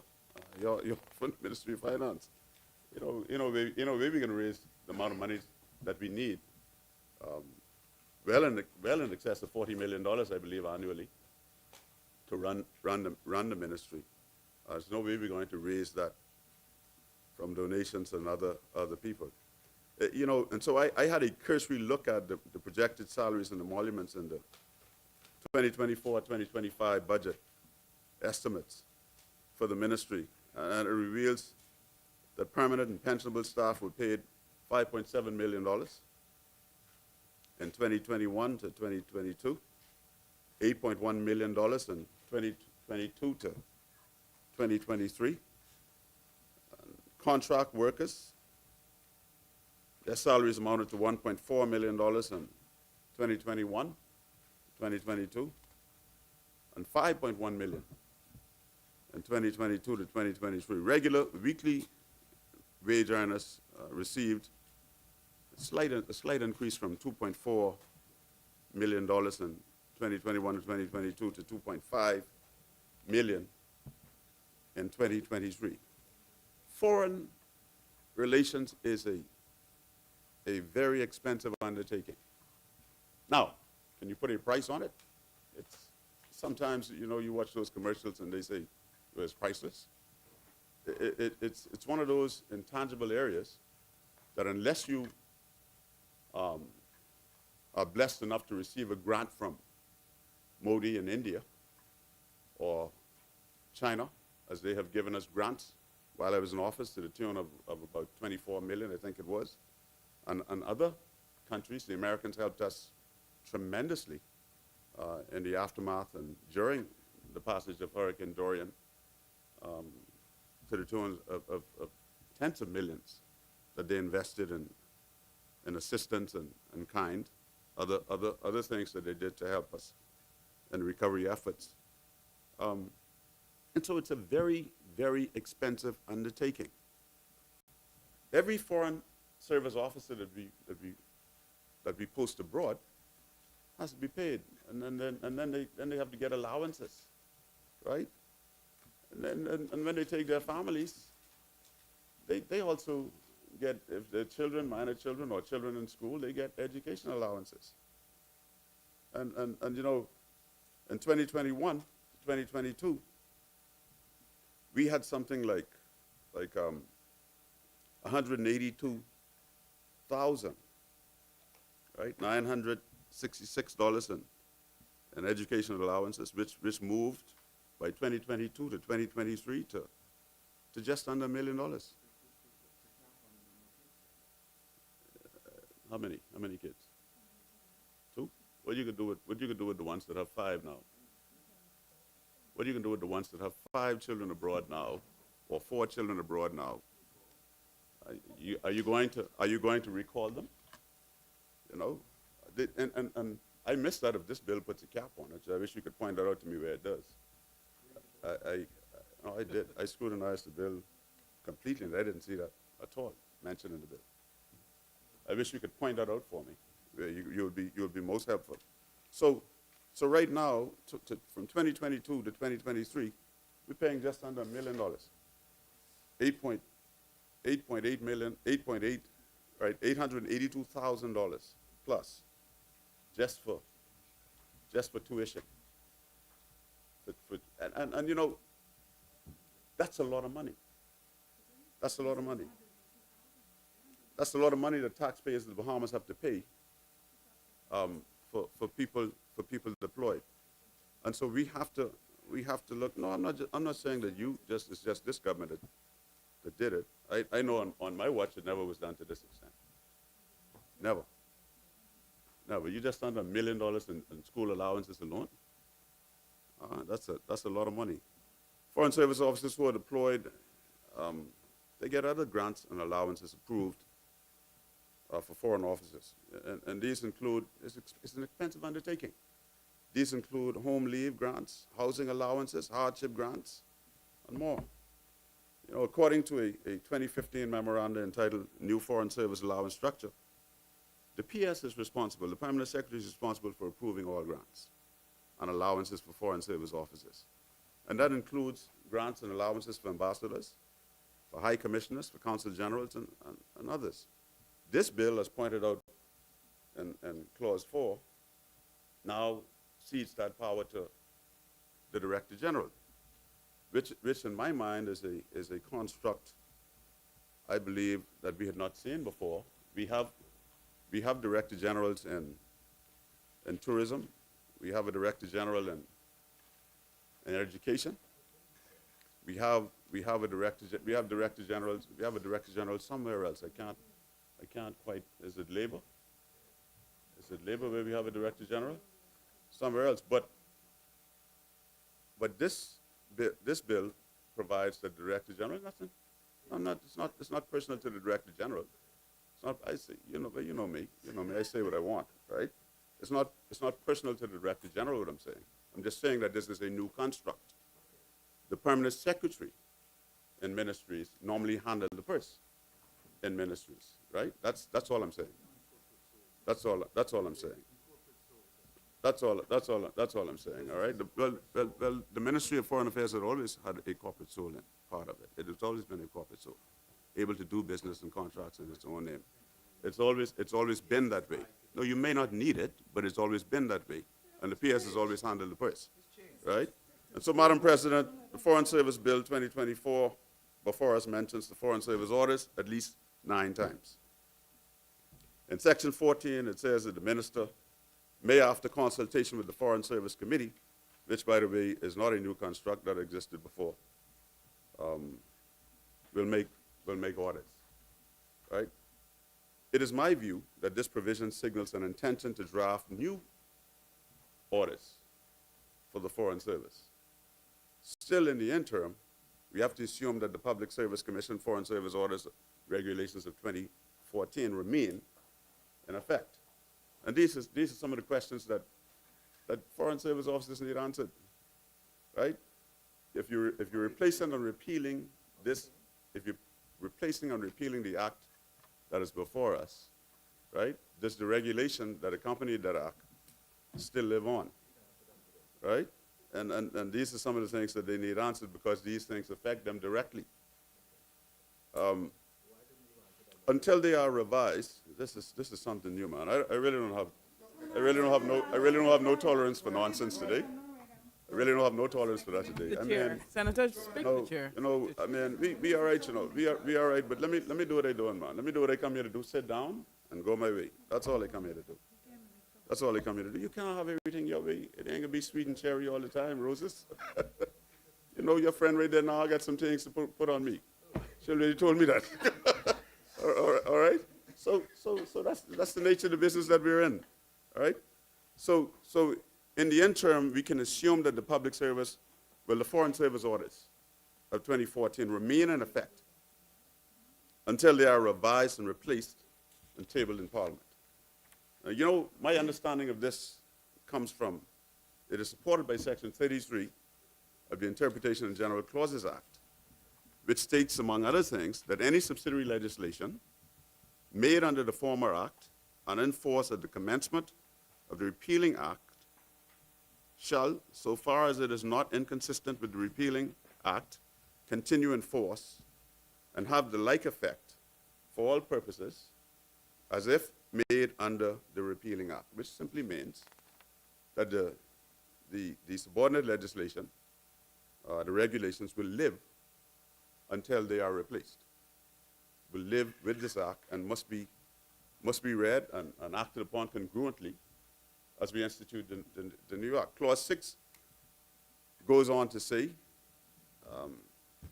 goes on to speak to the qualifications and hierarchy of the diplomatic and consular officers corps, with constant reference to the Foreign Service orders, which come from the regulations which I just quoted. Clause 6(1)(b) says that the Foreign Service officers with such hierarchy and responsibility in relation to their office as prescribed in the Foreign Service orders. And so very, very clearly, the Foreign Service orders from 2014, as long as they're not inconsistent with the new legislation that you will pass today, will live on. And so that, and when you read those orders, and particularly the memorandum, you'll find that the Permanent Secretary is responsible for the approval, in some cases along with the Director General, of all of the allowances and grants in those orders. It is noteworthy, as established in Clause 7, Article 111 of the Constitution empowers the Prime Minister to appoint persons such as ambassadors, high commissioners, or any other principal representative of the Bahamas in any other country or accredited to any international organization for the Foreign Service. People get the impression that appointments made in the Foreign Service are done so by the Foreign Minister. The Foreign Minister has no strength, no authority in law to appoint anyone abroad. That authority is vested in the Prime Minister solely by Article 111 of the Constitution. Correspondingly, as noted in Section 22 of the 2014 orders, the duration of a tour of a head of mission is determined by the Prime Minister in accordance with Article 111 of the Constitution. You know, as Minister, Madam President, I always press the PS, the Permanent Secretary and the Director General, to ensure as much as possible the rotation of Foreign Service officers posted abroad. Somehow, this was a very difficult concept for them to come to terms with, and sometimes even Foreign Service officers. You ought not be posted out of your country for an inordinate amount of time without returning. And the law, as I will point out to you, instructs that your posting should be for a period of 3 years. And where the Prime Minister and the Foreign Minister determines, or the Director General determine that, look here, we need Senator Randy Roll to stay beyond that period of time, then you return home after 3 years, right? I mean, you can be extended. That power vests solely in the Prime Minister. Section 26(1) of the 24 Act provides that a tour of duty at a mission must not, in normal circumstances, exceed 3 years. How do you have these people that go away and the Director General can't get them to come back home? Can't get them to return home. Some people have been away now for years. No, because they're getting allowances. When you're domiciled, certain allowances fall away.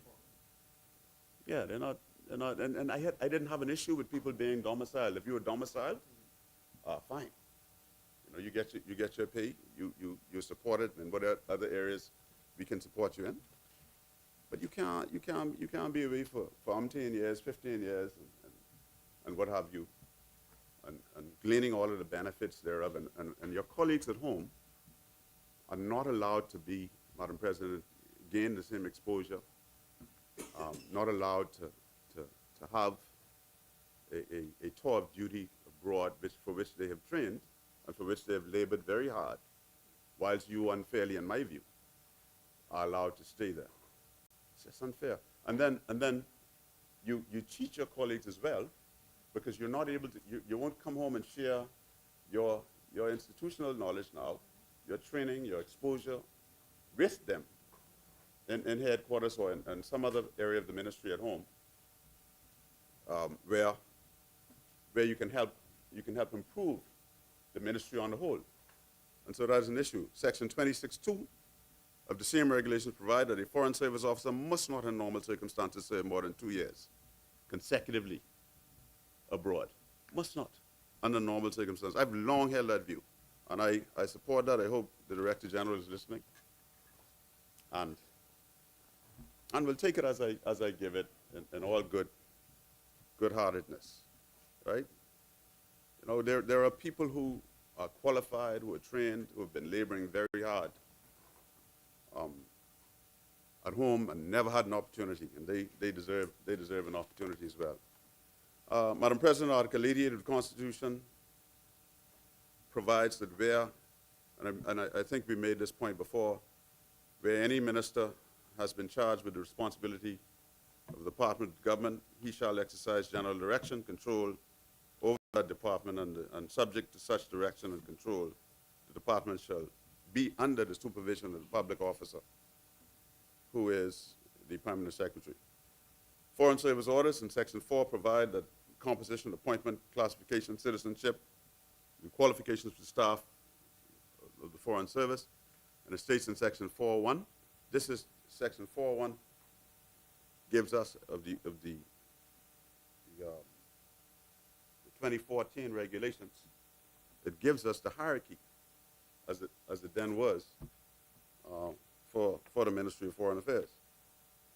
And it clearly states here that the composition of the Foreign Service is comprised of the Permanent Secretary, and so these bills before us have no mention of the Permanent Secretary, none whatsoever. Now, are we excluding him from or her from the activities of the Foreign Service completely?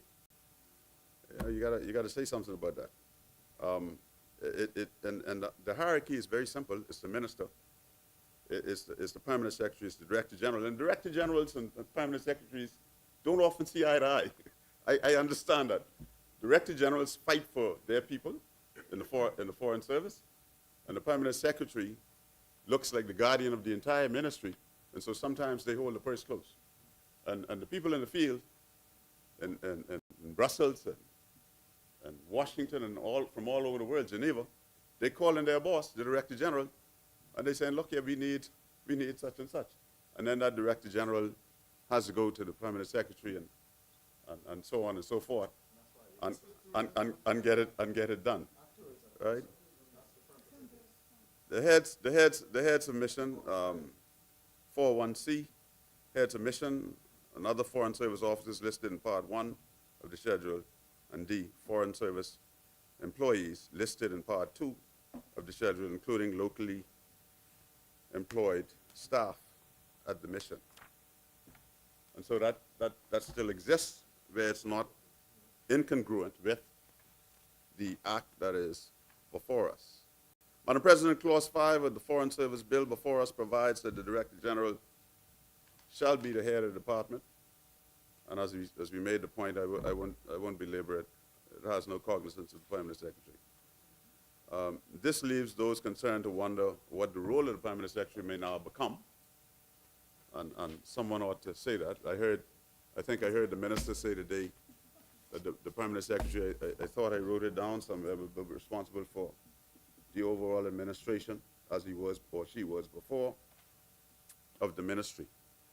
Clause 5.4 indicates that the academic and professional qualifications, training, and experience required for the appointment of Director General shall be prescribed by the Foreign Service orders. We have always had Director Generals very intelligent, very qualified, very experienced, and there is no exception and the one who holds the office today, well appointed to do the job. But sometimes, as politicians, we are tempted to send people abroad as Foreign Service officers who do not meet the prerequisite educational requirements to do so. That's why we started, on our watch, we started a young Foreign Services training module where we had people who were qualified. We brought them in on the contract. I understand that many of them have left. I don't know how true that is, but I understand some 30 of them, the Foreign Service officers, thereabouts. This is what I'm hearing. You can correct me. Only the ones that I call home that were not qualified to be posted abroad.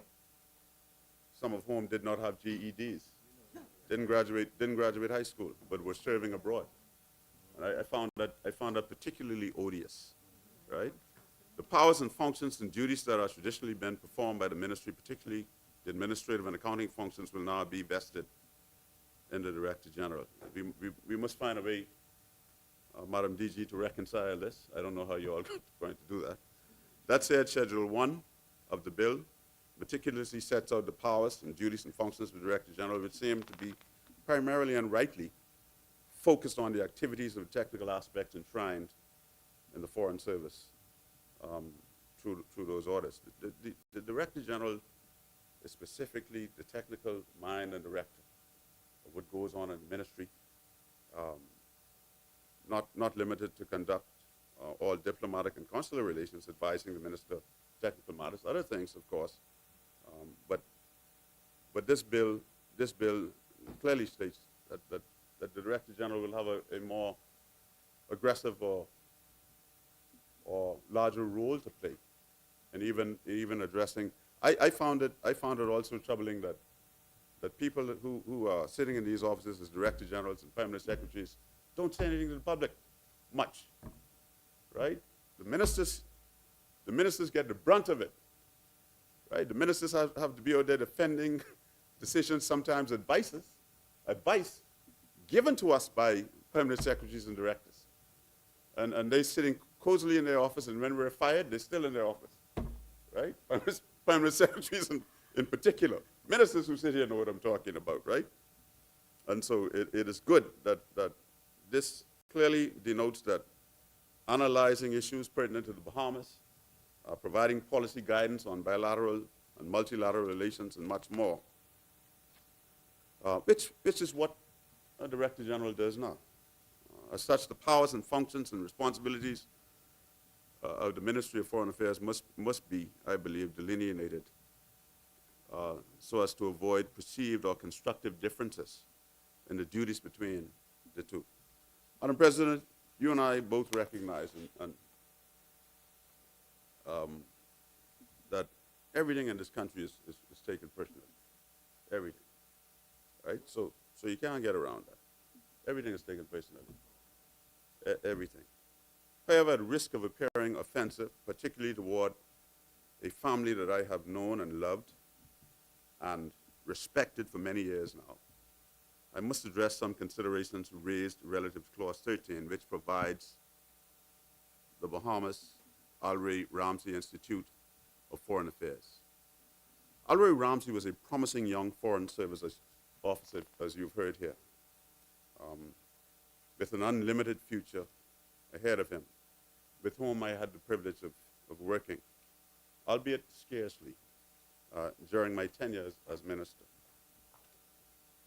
He was tragically discovered dead, along with another very outstanding Bahamian young man, a graduate student, Dr. Blair John, under what might be described as mysterious circumstances. I saw a headline in the paper which described it that way.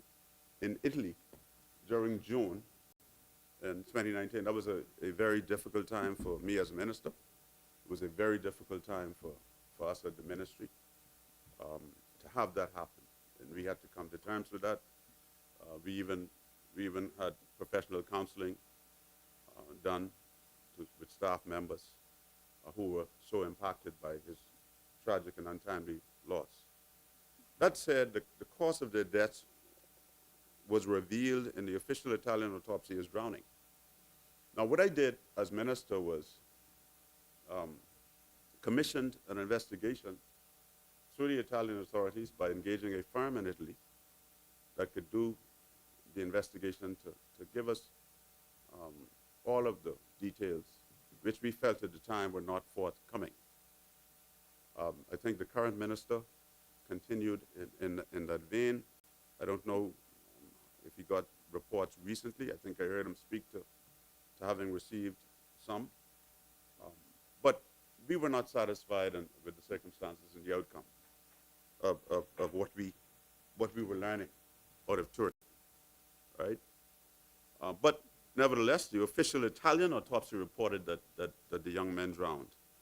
So, Madam President, my observations here are by no means to suggest that Ramsey or John, for that matter, is not worthy of recognition or national admiration, but simply to point out that other individuals served in foreign affairs that are, in my considered view, and in the view of others who have raised this issue with me, ahead of him in the queue or on the line for such an outstanding recognition and equally deserved consideration. The Ministry of Foreign Affairs and the Foreign Service Orders also has medals that are named after prominent Foreign Service officers and individuals, right? And so, you know, that was the consideration as well. You know, these individuals include, but are not limited to, I heard a name in here today that I didn't even have in my notes, the Honorable Alma Adams, Her Excellency Ambassador Alma Adams, who started the institution, which is going to be named after Mr. Ramsey, posthumously, which is, I mean, when we pass this law, that's going to happen, right? But I want to point out, I'm going to go to great pains to do this. I want to point out that these individuals include, but are not limited to, people like George Stewart, Dr. Davidson Hepburn, Patricia Rogers, Her Excellency Ambassador Missouri Chairman Peter, and many others who made tremendous inroads. Ready? How much time I got? 2 minutes? Okay, I should be able to do it in 2 minutes. Tremendous inroads in the Foreign Service on behalf of the Bahamas. George Stewart is to a large extent, along with the Honorable Paul Adley, responsible for the Bahamas being recognized as one of 2 archipelagic regimes in the world. Outside of the Philippines, there's only the Bahamas, as far as I know, that have been recognized in their boundaries as archipelagic regimes. Stewart was recently honored by the ministry itself during the diplomatic week in October 2023. He was described at the occasion as someone who has toiled and labored for many years on issues that the average Bahamian benefit from, but may not necessarily understand. And that is the law of the sea and the demarcation of the territorial boundaries of the Commonwealth of the Bahamas. He holds a prominent place in Sir Lyndon's memoirs for his work, along with the Honorable Paul Adley, to make us, you know, recognize the United Nations Commission on the Law of the Sea, to recognize the Bahamas as such. Dr. Davidson Hepburn, who enjoyed an illustrious career in public service and diplomacy for some 4 decades, is certainly worthy of consideration. Certainly worthy.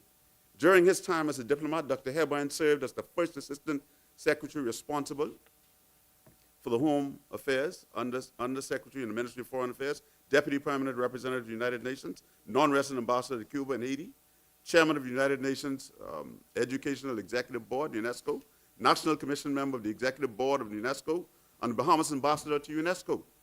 He was also appointed President of the 35th session of UNESCO, their conference, an honorary council for Indonesia, and more. During his two-year term as President of the General, Madam President, can I have this Sure, I'm, I was I'm- about- I'm very close. Yes, yes, Senator, I was about to tell you, take your time. Thank You you. can Thank continue. you very much, Madam President. More than welcome. During his 2-year term as president of the General Conference of UNESCO, Dr. Hepburn fought assiduously for greater participation of small island states in that body, education for all, and gender parity for the citizens of the world, not just the Bahamas. In 2011, he worked to cause the Bahamas to host UNESCO's experts meetings on climate change in the Bahamas. That's 2011 now. He caused the climate change meeting to come to the Bahamas. So climate change for us is not a new fight. It may have been more aggressively pursued, but it's not a new fight. Her Excellency Ambassador Angela Missouri Sherman Peter, this woman I have great respect for, is a nearly 50-year veteran in the field of diplomacy. During her career, Ambassador Sherman Peter is known throughout the region and elsewhere for her distinguished service in the Foreign Service.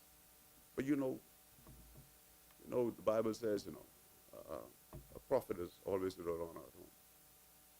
She has served as Consul General in New York, Deputy Permanent Representative of the United Nations, High Commissioner to Canada, Non-Resident High Commissioner to Zimbabwe, and Permanent Secretary in the Ministry of Foreign Affairs, among other things.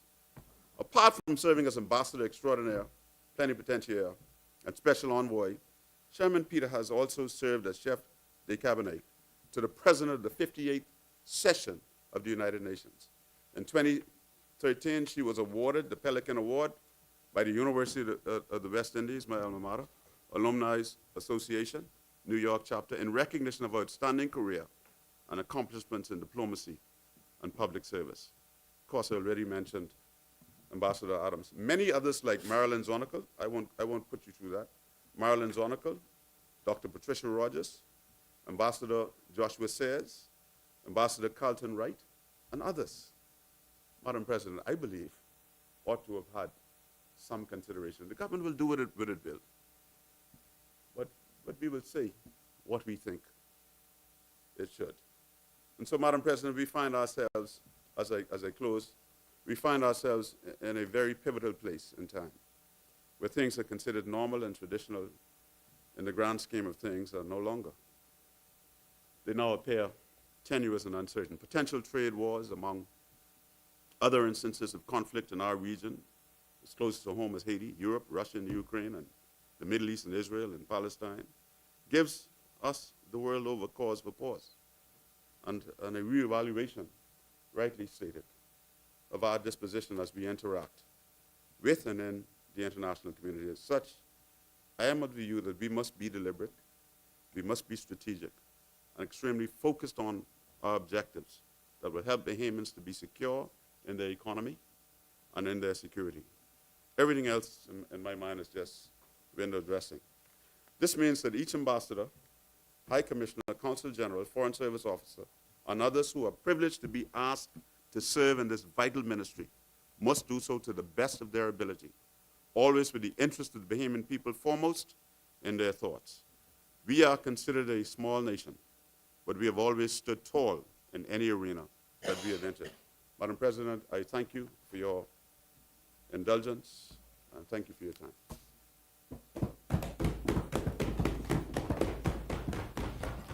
Darren, it's you. Okay, here you go.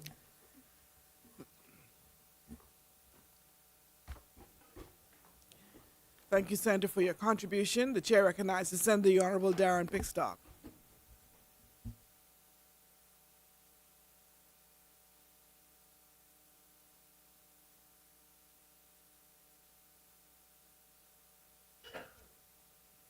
Thank you, Madam President.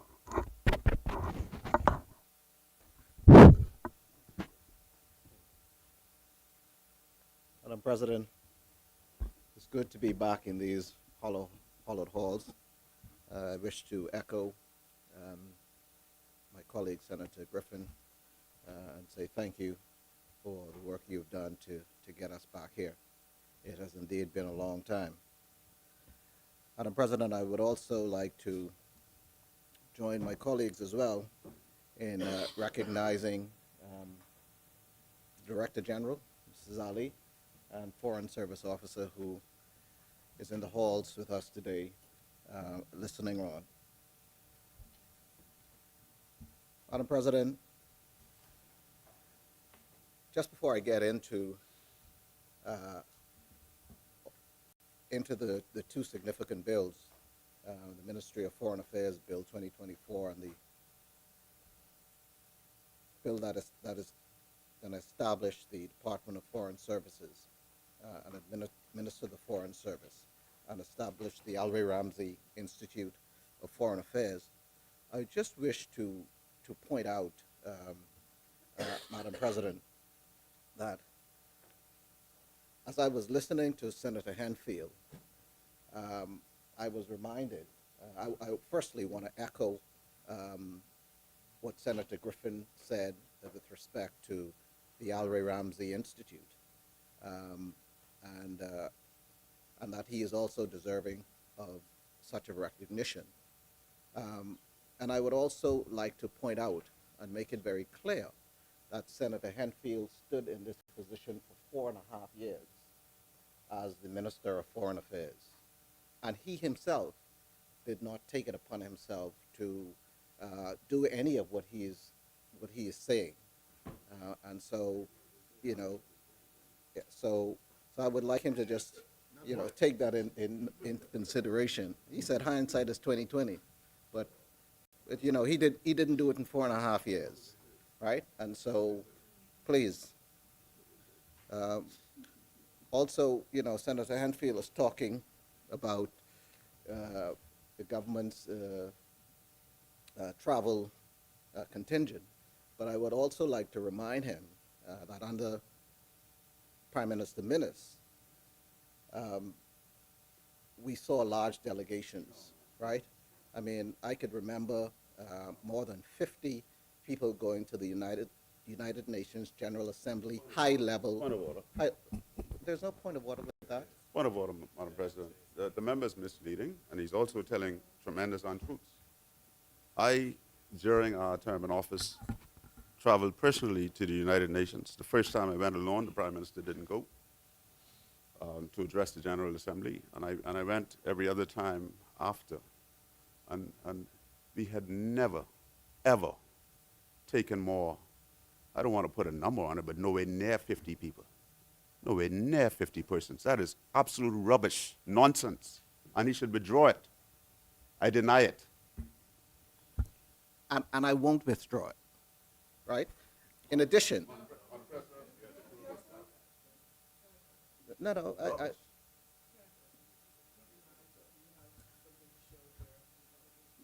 no, I don't have anything to show. This is my knowledge. This is public knowledge, right?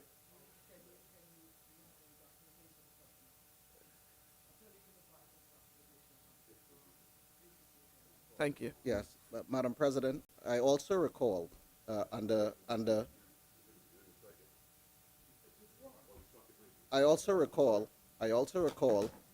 Prime Minister Minnis the 40+ delegations that he took for the UN Commission on the Status of Women. My point is, sometimes, Madam President. Madam President, I deny this allegation. 40? But 40 people never traveled with Prime Minister Minnis anywhere. He's referring to a different delegation, which is the Commission Status of Women. No, you're right back to the same point. You're right back to the same point. He is referring to a different delegation, which is the Commission Status of Women.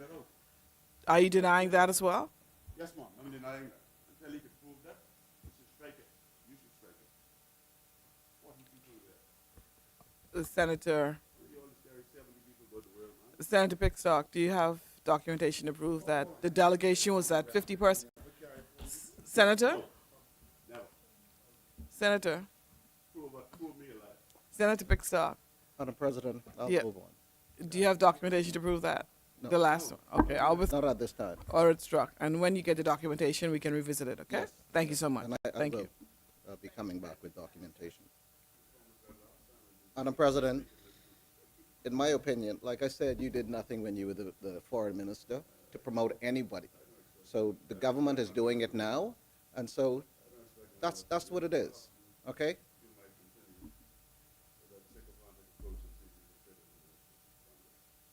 Madam President, in my opinion, Madam President, these bills represent one of the most structurally transformative changes to governance in our nation's history.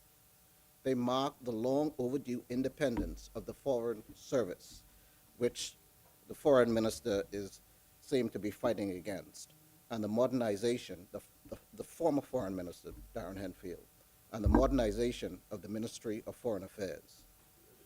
With their passage, then support the bill. Are you supporting the bill? Are you supporting the bill?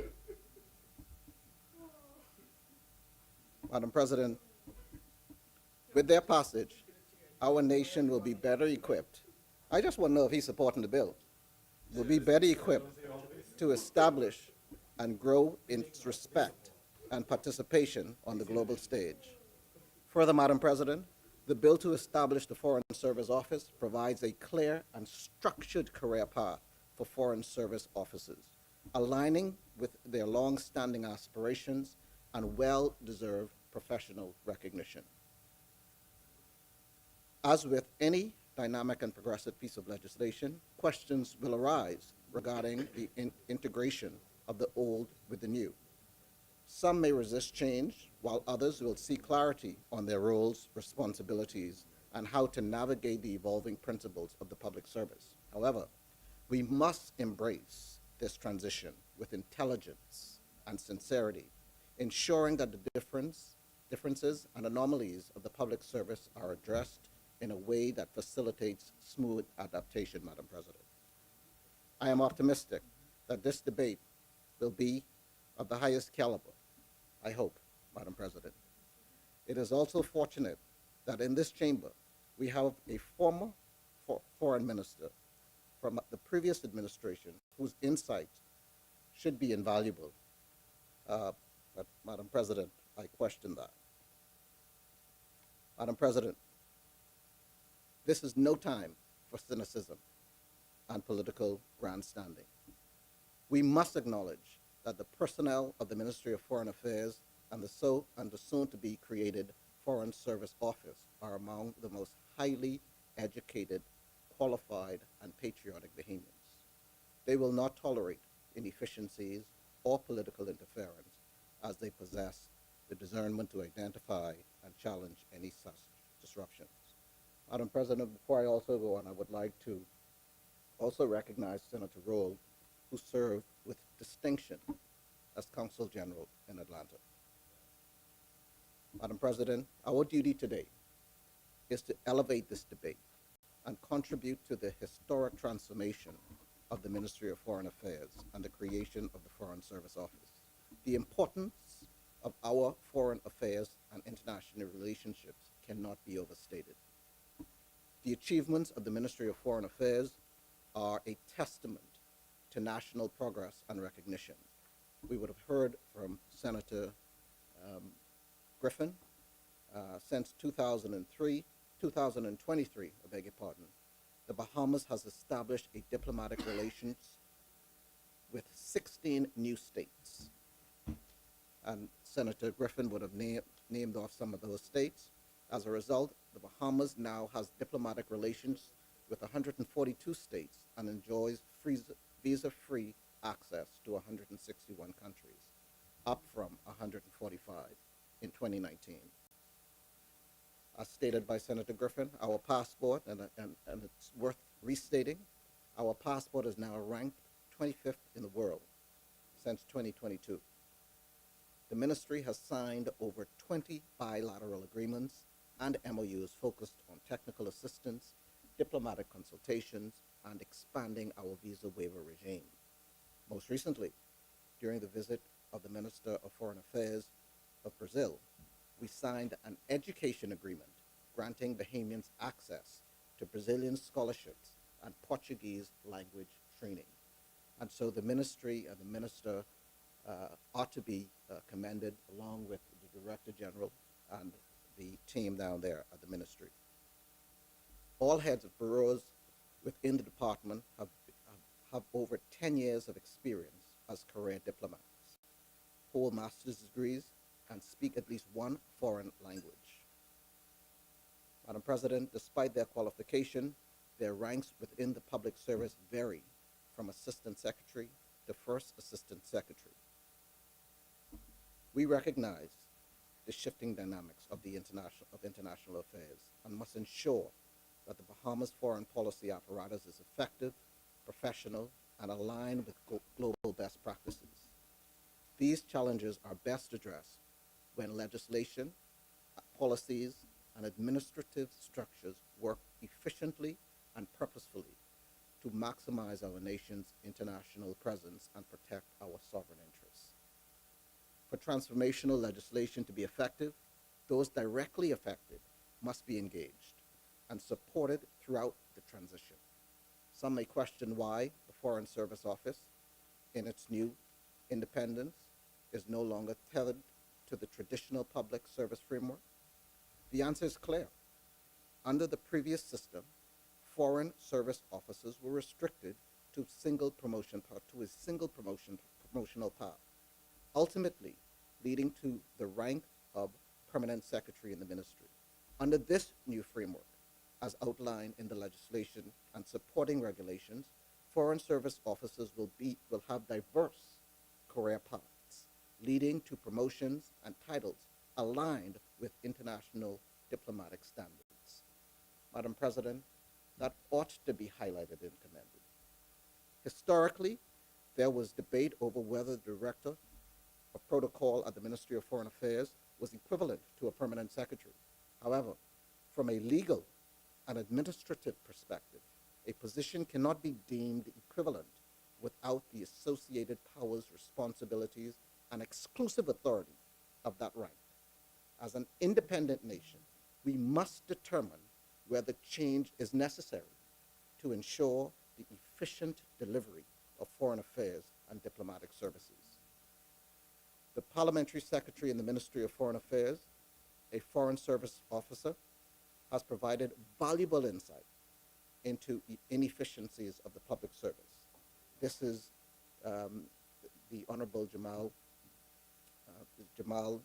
Strawn, who spoke on this bill, and during his contribution, he provided insight with respect to the Foreign Service and the Foreign Service officers.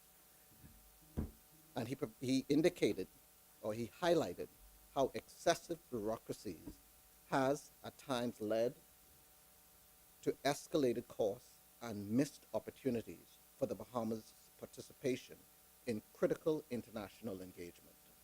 Lengthy approval processes have delayed critical funding for foreign service officers to attend conferences and participate in international decision-making forums, while significant resources were allocated to luxury accommodations for political appointees abroad. This legislation, particularly through the establishment of the Office of the Director General of the Foreign Service, seeks to correct these inefficiencies. Madam President, let us consider the role of the Director General of the Foreign Service as outlined in Section 5 of the regulations. As we approach the first quarter, Madam President, the first quarter of the 21st century, we must understand and embrace the expectations and responsibilities that come with this position. The Director General will be instrumental in ensuring that the Bahamas Foreign Service operates at the highest levels of professionalism and efficiency in line with international best practices. Madam President, once upon a time in the Bahamas, we did not fully recognize the highly specialized nature of the role of Director General. We failed to appreciate the qualifications, experience, and expertise that such a position demands. Someone who must come to office fully equipped and ready to deliver from day one. International law, Madam President, is not conjecture. It is the domain of a complex system among nations that continue to evolve. Diplomacy is not simply about showing up, Madam President. It is about demonstrating awareness, knowledge, competence, and competence. It requires the ability to engage in meaningful discourse, mediate, arbitrate, and understand the nuances of precedents, international statutes, practices, and policies, Madam President. One does not acquire this knowledge or skill set simply by serving as a permanent secretary. Again, Madam President, one does not acquire this knowledge or skill set by simply serving as a permanent secretary. Let me be clear. The role of a permanent secretary in the public service requires high qualifications and expertise.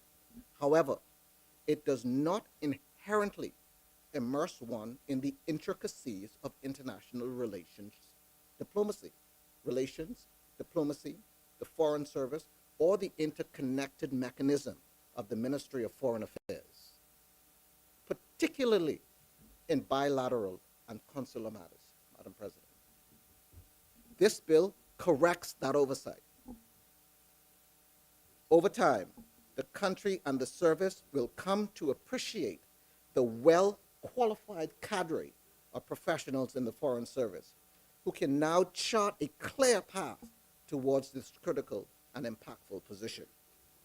The current Director General is uniquely qualified for this post and commands the respect of her peers in this area, in this arena.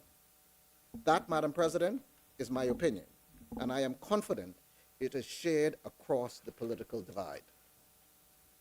Madam President, this is a fundamental matter, and while I will approach it with tact and sincerity, I will not hesitate to call a spade, as Bob Marley aptly put it, Madam President.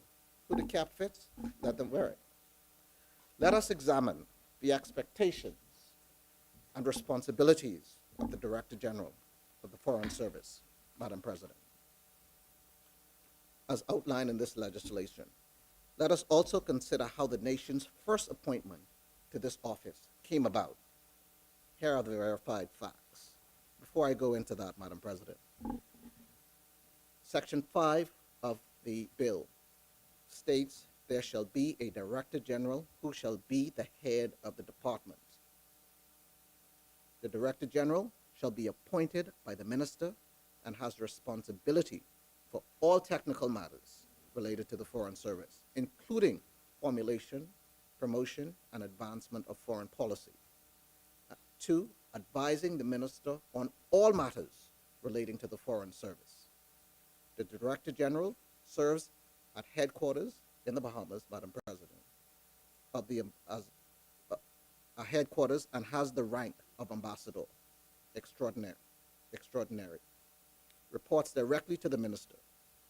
The academic and professional qualification, training, and experience required for appointment as Director General shall be described in the Foreign Services orders, and the powers, duty, and functions of the Director General are set out in the first schedule to this bill, Madam President.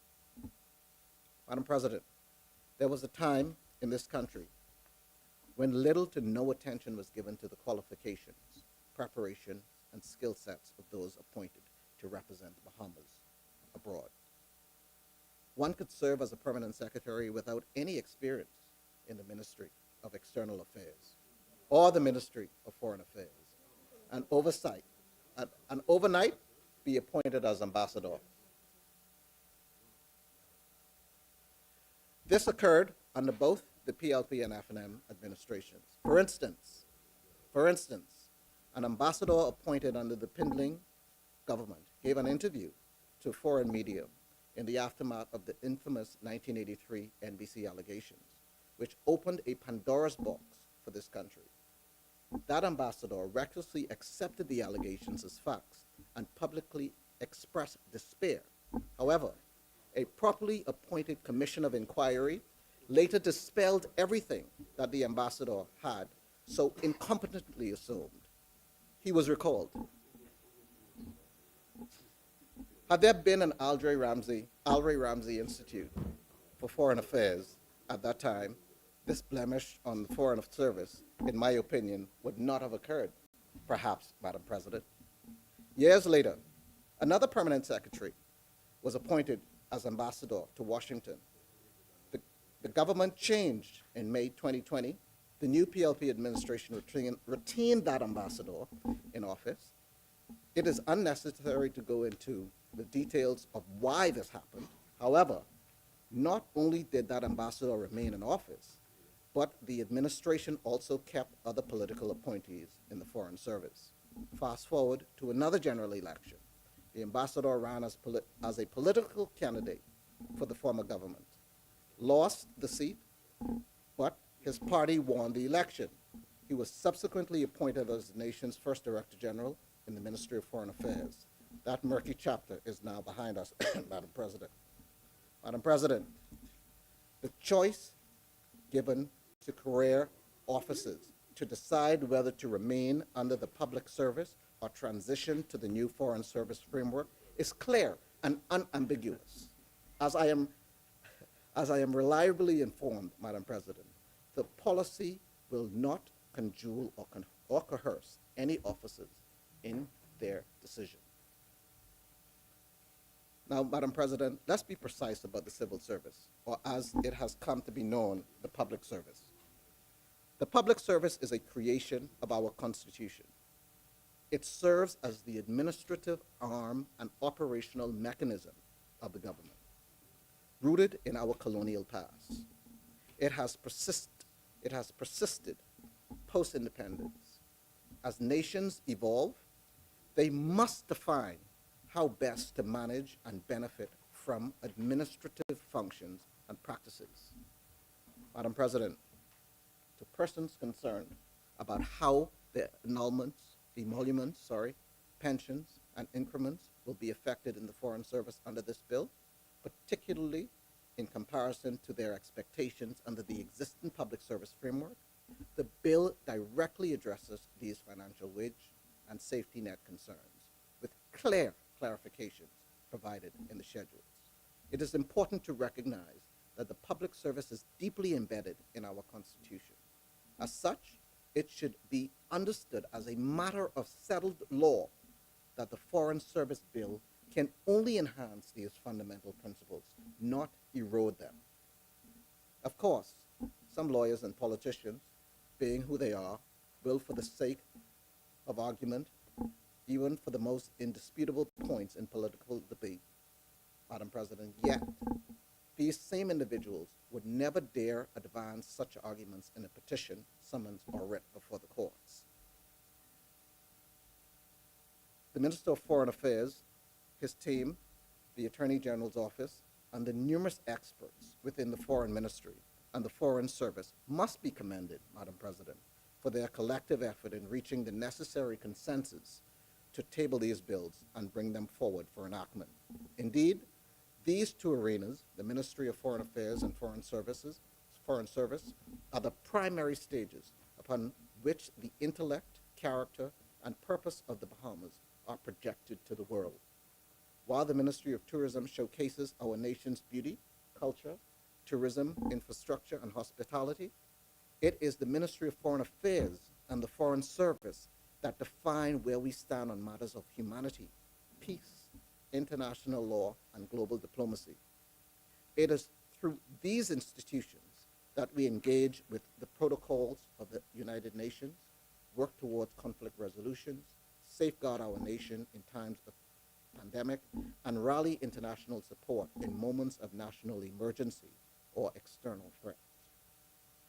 Lyndon Pindling, in his maiden speech to the United Nations, set the stage for our nation's diplomatic identity. His declaration that the Bahamas would be a friend to all who would be a friend to us remains the cornerstone of our international character. One need only look around to see the presence of the embassies of two global superpowers right here on our shores.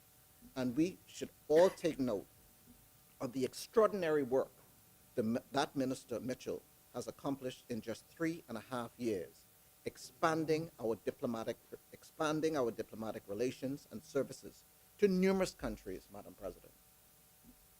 Madam President, I submit that the time is now. The Commonwealth of the Bahamas must be engaged on the international stage, and we must have friends, now more than ever. There is the threat of the big fish depleting the small bowl in which we swim. Those who continue to push the rhetoric of division and brazenly inject into this high-level national debate misleading allegation about the kind of car or the cost of the car, fraudulently misrepresented, I might add, will find themselves, like a former F&M leader, out of touch. Point of order. Madam President, the member is misleading again. When I get up on a point of order, it means you said. Thank you. What the member is suggesting, that we said something about a car on this side. None of us said anything about any car. I didn't say that. No, the member said in this debate, those who will spew the rhetoric about a car are greatly misleading. And we didn't say nothing but no car. Those who continue to push the rhetoric of division and brazenly inject into this debate misleading allegations about, listen, this debate has been carried on in the lower house and the upper house, okay?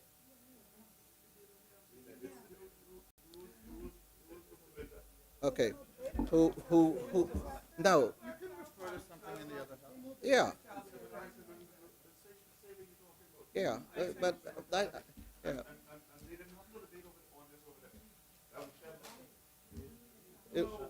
That was shut down. Misleading, okay? Yeah, he's splitting hairs. Yeah, in the other house. In the other house, Madam President, which I'm referring to. I don't know why, Madam President, Madam President, can you protect me, please? Madam President, can you protect me, please? Oh, my Lord. Pickstock, just speak to the chair, okay? Thank you. Please. Yes, speak to the chair, and I can give you all the protection that you need. Thank you. Thank you, No, Senator Pickstock. Speak to the chair. Thank you, Senator Pickstock. He spent 4.5 years in the chair. Why are you getting so antsy? Huh?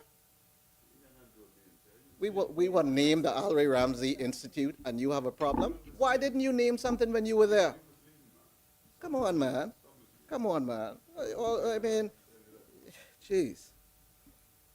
Madam President, one of the most astounding facts that has emerged in this debate in the other place is the financial ability of the Ministry of Foreign Affairs to pay its own way. The item before us today is creating the independence of these enterprises, will allow for the appointment of their own financial officer. The Bahamian people expect transparency and accountability. If the Persian rug costs $100,000 and the Louis Super King bed in the politically appointed Dubois costs more than the new school breakfast program over 3 months, then be bold and own up to it. If you could not defend the integrity of the mission and allowed the competent authority to ride roughshod over your position, then apologize to the Bahamian people and promise never to let it happen again. It's as simple as that. Own your ministry. Let me now turn my attention to the Al Ray Ramsey School. We must pause to salute with graciousness and appreciation the service of our young diplomats in naming the new training center for diplomats after the late Al Ray Ramsey, whose tragic passing in Italy tore a piece out of all of our hearts. We should take a moment, Madam President, to honor his memory.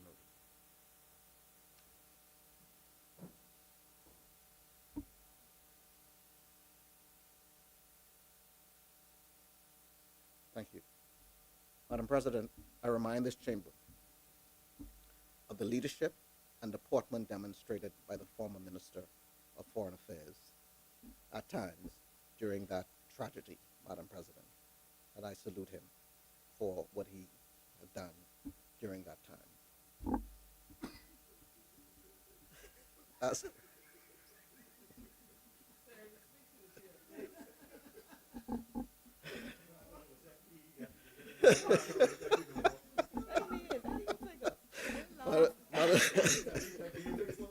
Madam President, as the world rapidly evolves and we observe the fast and dramatic shifts in geopolitics, particularly in Washington, D.C., and their global impacts, the Bahamas must understand its position.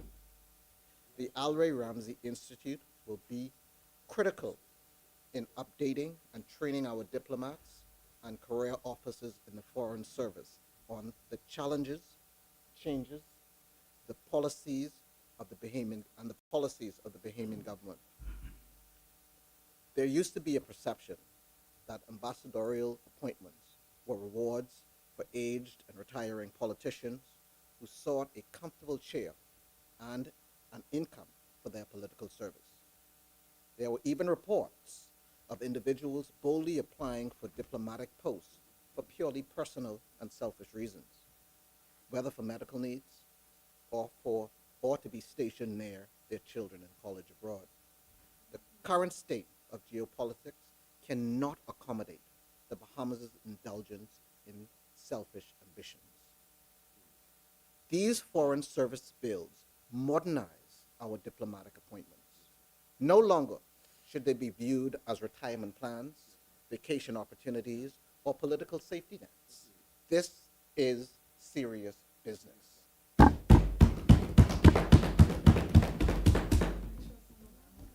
We must also address the Bahamian tendency to feel entitled to jobs or appointments. We serve at the pleasure of the government, which is bound by the contracts, laws, and regulations clearly set out in these Foreign Service Bill. When the time comes to return home or be recalled, let honor prevail. Let honor prevail. Madam President, every era brings its own national and international challenges. We used to pride ourselves on the saying, when the United States sneezes, the Bahamas catches a cold. We must now brace for new eventualities. We must prepare our people and systems for firm, disciplined, and loyal support of who we are as a nation. Our renowned hospitality, our friendship, our fierce protection of the Bahamian way of life must remain intact. I submit that these Foreign Service bills are both robust and timely. Their arrival before us today must be seen as divine guidance, Madam President. A strong Foreign Service is required, one that can modernize outdated public service protocols and eliminate archaic bureaucratic red tape. Only then will the Bahamas continue to have its voice eloquently heard on the world stage without compromising a single inch of our freedoms, customs, and expectations. These bills establish the minister and the ministry as corporation sole and ensure that the highly specialized professional expertise of a Director General of Foreign Service is positioned at the helm. These long overdue reforms are critical to the efficiency and effectiveness of our diplomatic efforts. The improvements outlined in these bills once again demonstrate the agility and foresight of Bahamian intellect.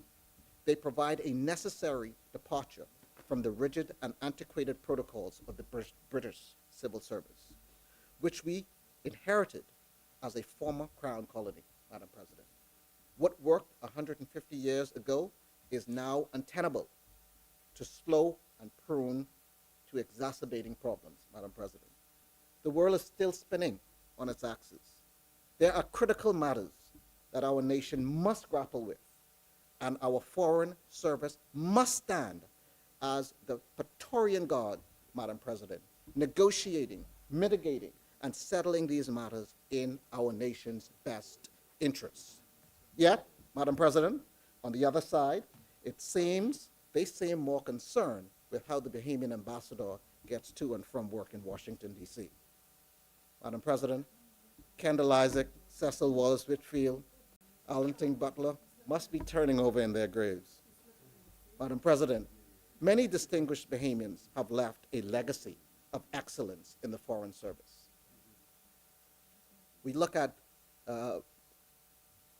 vanguards and our distinguished Bahamians such as Oris Russell, Dame Margaret MacDonald, Philip Miller, Albert Delat, Ed Bethel, Arthur Folks, Anthony Roberts, Dr. Patricia Roberts, Melanie Zonical, Peter DeVoe Isaacs, Beverly Wallace Whitfield, George Stewart, Idris Reed, Basil Albury, Richard Demerit, Sterling Quant, Ernest Strawn, Winston D. Munnings, Dr. Gilbert Morris, Dr. Davidson Hepburn, and Ms. Marjorie Sherman. Madam President, we are moving forward. And this move is in the best interest of the Bahamian people. I fully support this compendium of foreign service bills and encourage those currently in service, as well as future diplomats, to serve with honor, Madam President, and distinction in the best interest of our nation's government policies. Madam President, I also wish to highlight that Alray Ramsey is the grandson of Gart Wright, who was a big F&M general. And so, Madam President, with that, Madam President, I rest. Thank you very much.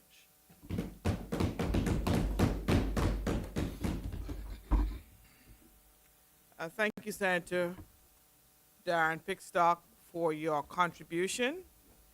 As many, the chair recognizes Senator Honorable Maxine Seymour. The chair recognizes Senator Honorable Michael Halkitis. Thank you, Madam President. Madam President, I move that the business of the Senate be suspended until 3 p.m. this afternoon. Is there a seconder? That's been moved